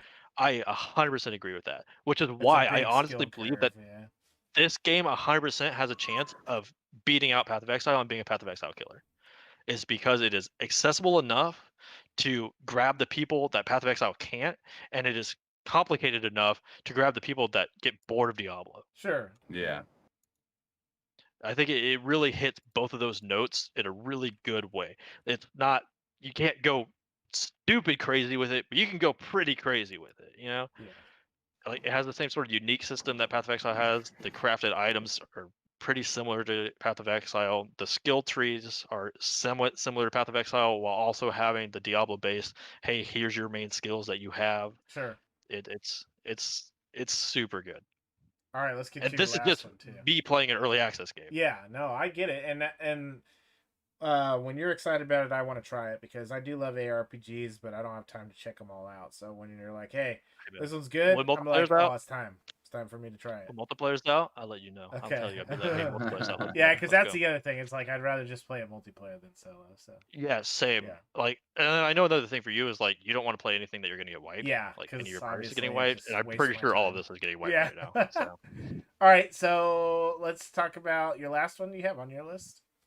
yeah, this one's a big question mark because they have released super. no 'Cause release date. Didn't they just announce it too at the Video Game Awards? They announced it again at the Video Game Okay, Awards. gotcha. It was announced back in like 2017, 2018, I Oh, believe, okay. originally. Yeah, like it's just been a long time. Yeah. Yeah. So originally, so this Dragon Age 4 is the game. Originally, or at least we think it's been called Dragon Age 4. Originally, it was called like Dragon Age something to do with the Dreadwolf, I believe it was. Yeah. Uh, I think was the original title card on the original like release trailer. Again, we don't know when the hell this is coming out. I'm just yeah. this is really just hopeful thinking, which is why this is the last one on my list. Same. Because like I just really want it to come out in 2021. Yeah. Doubtful, but like doubtful. But you know, I got enough other things on my list that I'm not like gonna be super upset if it doesn't. I'm really hoping they have a multiplayer like they did with Inquisition. I really Yeah. hope that they are, but I hope that they make it Make good. it better Make it good. than than Inquisition. Yeah, Yeah. yeah. True facts. like an Inquisition. It just died off. Like Yeah. it was just so. It died off because it's not what anybody wanted, so people just didn't play it. But like me and People Mike played it, wanted but just it. ourselves, and it was fine. Like it's still fun. Enjoyed it. I Yeah. think the issue was like you have players that have been playing it that got all of their rebirths done and stuff, and so they're super strong. And then if any new player comes in, they come in and they just get They're fucking beat useless. to Yeah. death Yeah. because they don't have any of those. Yeah. Like Yeah. Or it's they're playing a class that's super squishy, and you have to protect them the whole time. right, and it's just Yeah. not. Because I an played the enjoyable Alchemist, and it experience. was like if I didn't have a group, I couldn't play it. Yeah. Yeah. So there's a lot of that where it was just like it wasn't soloable for the most part, Sure. which I think Mhm. was like Which is the point kind of of the multiplayer, to point. be honest. Yeah. Yeah, but like, you know, if the community dies out, what do? Right? Like you have to be able to do something Right. on your own. You Yeah. can't have I nothing single I'm player. hoping the multiplayer for this one is kind of how they do Divinity, where it's like it's not turn based per se, but it's still like, I mean, even if it is turn based, it'd be fine because it's how Dragon Age plays. But like, I just want to be able to play with my friends and not have to like Yeah. be asked by myself, you know, like Yeah. not have to play the tank to be able to solo the shit, you know. Yeah. Again, I think we're really just assuming a lot because again, I doubt this is even going to come out in 2021. Sure. I doubt it's Yeah. going to come out in 2023 if we're being honest. Yeah. I don't know if there's any multiplayer being like announced for it. Inquisition was the first game that had it, and it didn't go well. So who knows if they're even like putting resources into that this time. We'll see. But in any case, I'm still super excited for it whenever it does come out, just because I love the whole storyline of Dragon Age. Yeah. So Yeah. All right, Bro Punzel. Hey. You got one that was on my list too. I'm excited. Mm. We kind of touched on it because of the Master Chief Collection, but continue. Oh yeah. Yeah, dude. I mean, played all the Halos. I'm excited for Halo Infinite, dude. I'm excited to see if they can correct the previous mistakes and see if we can get another solid Halo game. But well, only time's gonna tell, dude. I wonder what they're gonna do. With it. After playing Really? Master Chief Collection, I'm just ready to play the new one because, like, it just kind of got me energizing the franchise, I guess, if that makes sense. Sure. So Yeah. it's Sure. just good timing I'm really on their part, which I think was kind of their intention, to be honest. You know what I mean? They're like, let's Yeah. release this, Yeah. and everybody comes and plays it, and then they're gonna want to play the new one. So we'll Yep. see. I'm really curious Yeah. how that open world's going to work with Yeah. you know, like the content as it's kind of sits, kind of encouraging you to play longer and like upgrade things and find drops and stuff. It sounds like. Sure. Now, the one downfall for this is it just like a couple weeks ago got pushed to fall release. So Mhm. they did delay it, but I mean, still next year, you know. So that's good, but it did get delayed already. So stupid COVID, Yeah. son of a bitch. Mm. Damn it. Let's just hope that they're delaying it to actually Yeah. release a finished game. You know, just on the side note, what's really like, I guess not really ironic, but just weird and coincidental today is my dad and I were talking in the car today about games that have failed to like uphold what people thought like expectations and stuff when they released. And we were talking about the ads for Halo Wars back in the day. Oh Bruh. man. And I everyone love Halo thought Wars. how good they were gonna be, and then how fucking trash the game came out to be. Some Anyway, it was people just love that game, dude. I cannot Yeah, tell you it was how love it was a that decent game. RTS It's game. so Like, goddamn good. Oh, Ooh. it was. God, dude. I thought it was decent, but like it was just funny how they the way they marketed it versus what the game came out to be was. But anyway, so Well, it was just- also limited player base, right? Because it was console only, wasn't it? it was, yeah. Yeah.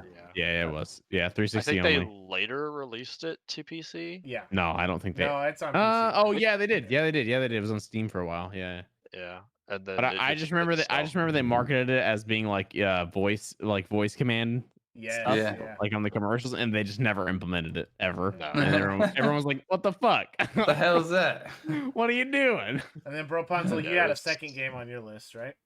Ooh, yeah, Hitman 3, man. Fuck yeah, Um, bro. brother. Fuck I can't yeah. wait. Dude, I love the Hitman series. Such a I good want to game. play 2, but I didn't buy it. But also, it's free on Epic Store right now. Exactly. Yeah. If you don't Yeah. own it, Play it when you Yeah. can. grab it. But Yeah, Yep. 100%. Those games This are one so looks- good, man.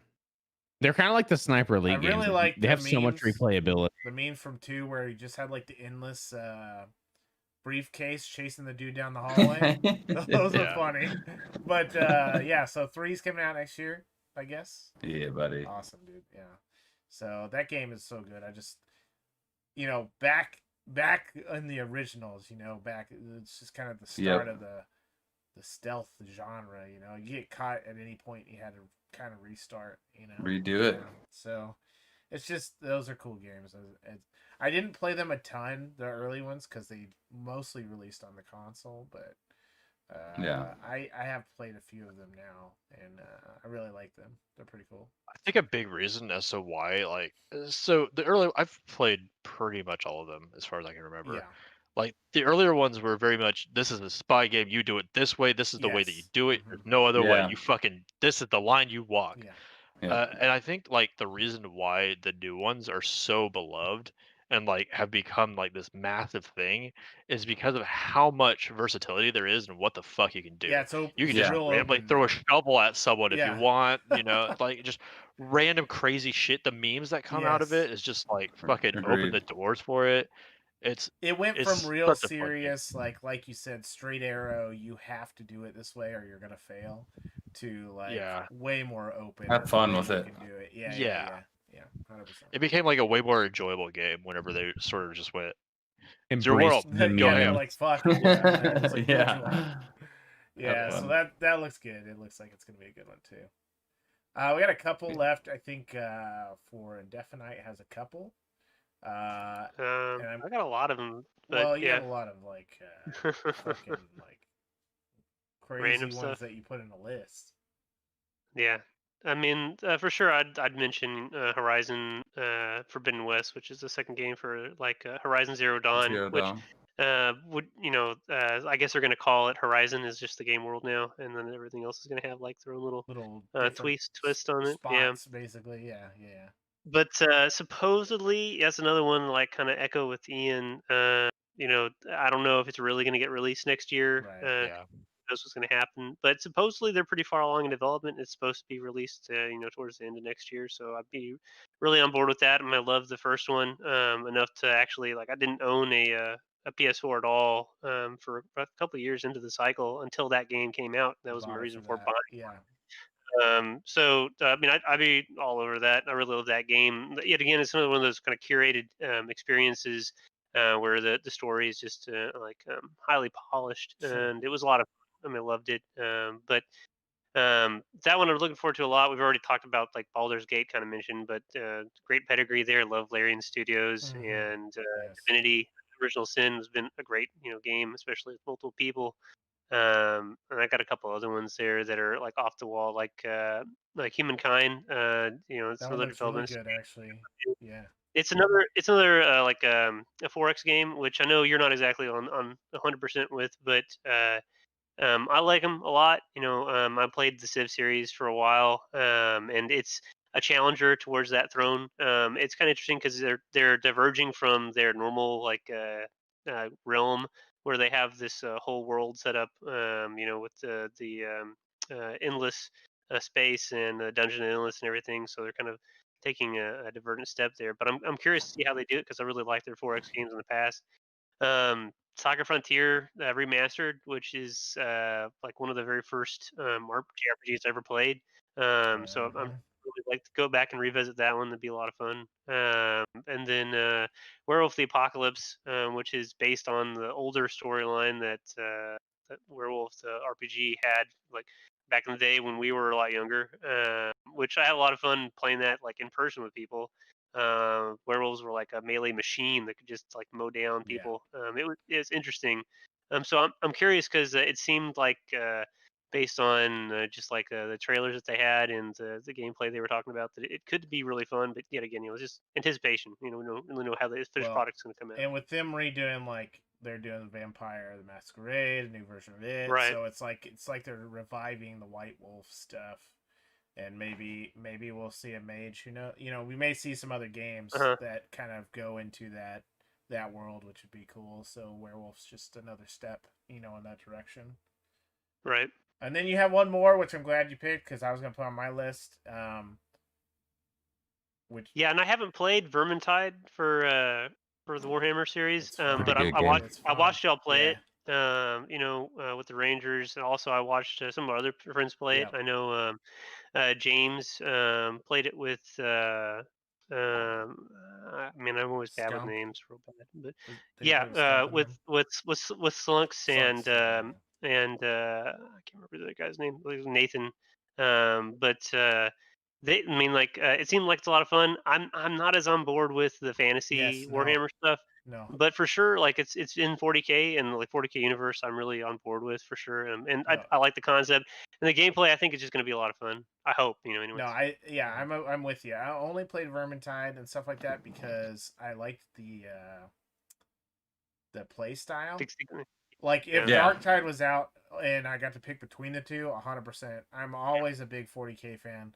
If you go look at my dumb Steam list, I own every 40K game released from 1-star pieces of shit, which there are a lot of them. And that's my only worry about this is because 40K games are either a piece of shit or they're good. And to be honest with you, the track record for them is 50-50 at best. And so now obviously like they just like for PC games they whore their IP out. Like every single game I have is probably made by a different company. So it's one of those things that's why the variation is there. But Exactly. I'm really, really, really hoping Darktide is gonna live up to like the Vermintide deal. And Yeah. Well, I hope it does. Like it's by the same developers as Vermintide, right, and so like if it wasn't by the same developers, I'd be it so might much be more worried. questionable. Yeah, but they Yeah. have again a pedigree thing there. The Vermintide and Vermintide 2 were very good. The detracting factor for me in those games was the same as you, Charlie. It's the fantasy version of Warhammer, and I'm so much more invested in the 40K version. So it just bumps the excitement Value, for me or the value of that game because it looks really good. So, Oh yeah. I'm excited for that one too. So we'll see how it goes. Nice. One thing I want to comment on from Charlie's list Yeah.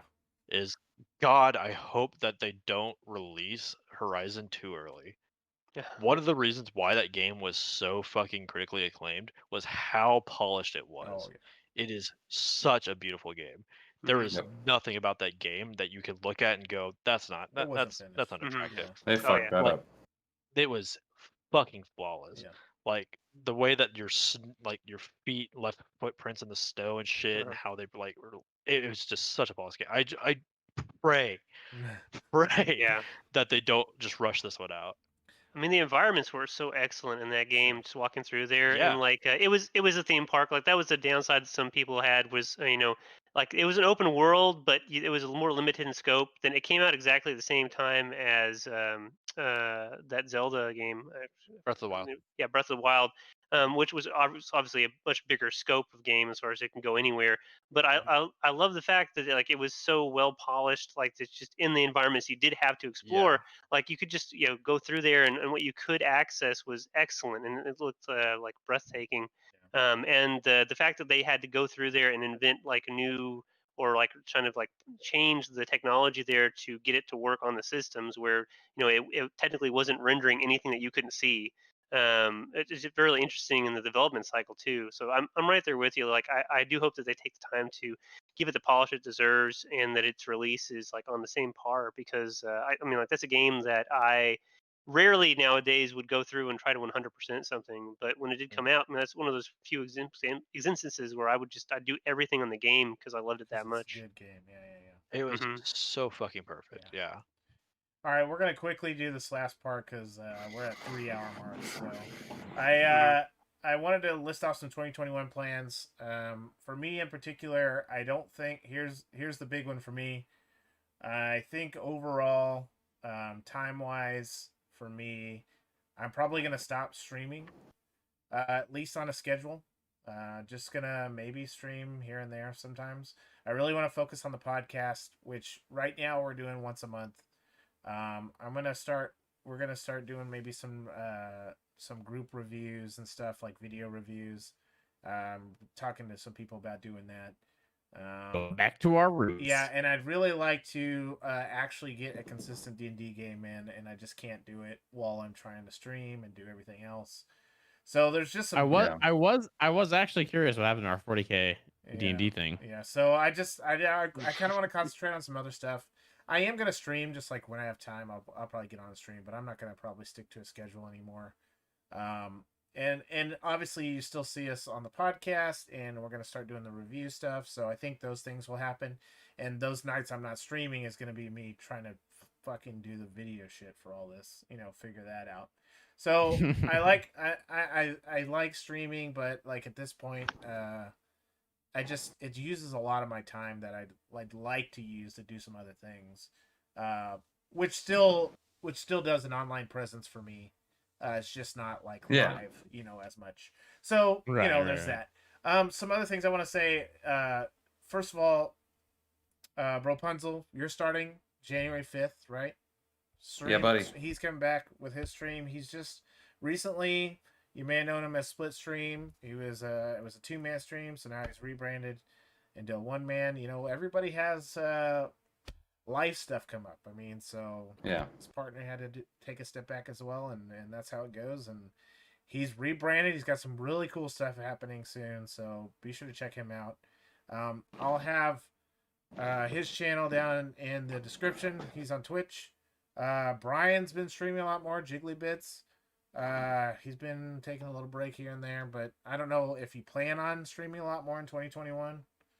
I'm gonna try to pick it back up if work like kind of cooperates. allows it. Yeah. But the fiance is definitely like Okay. she's been kind of like commenting like, why haven't you been Yeah. streaming? I'm like you're not wrong. She's getting tired of your ass. Go spend time. Exactly. She's like, if you're streaming, you better be streaming, because if you're not, then you might as well be here with me. Right. And I'm like, fuck, you're right. I gotta put the camera on now. So I'll put Jiggly's stream down in the description as well if you're watching this later. I'm gonna assume that Ian and Charlie or Division and Definite aren't gonna stream next year. So, but Well, now that you said it, I'm just going to, but you'll be seeing them in the podcast. You might see them in some reviews as we do the reviews, and stuff like that. So you'll definitely hear them around. Yeah. We'll be doing a couple other things I'm going to do for the podcast. Like I said, we're going to have a guest every month. We're also going to have a creator of the month, so we'll try to spotlight somebody who's not in the stream or anything, just somebody we know or Yeah. We used to do this on the old podcast, so we will still be doing that. And stuff love like it. that, where we just, show them their channel and what they stream, all that kind of stuff. I usually like to go in and see like the last 3 or 4 games they stream, put that in there so you have an idea. So we'll have stuff like that. That's kind of like a community section of the podcast we like to do.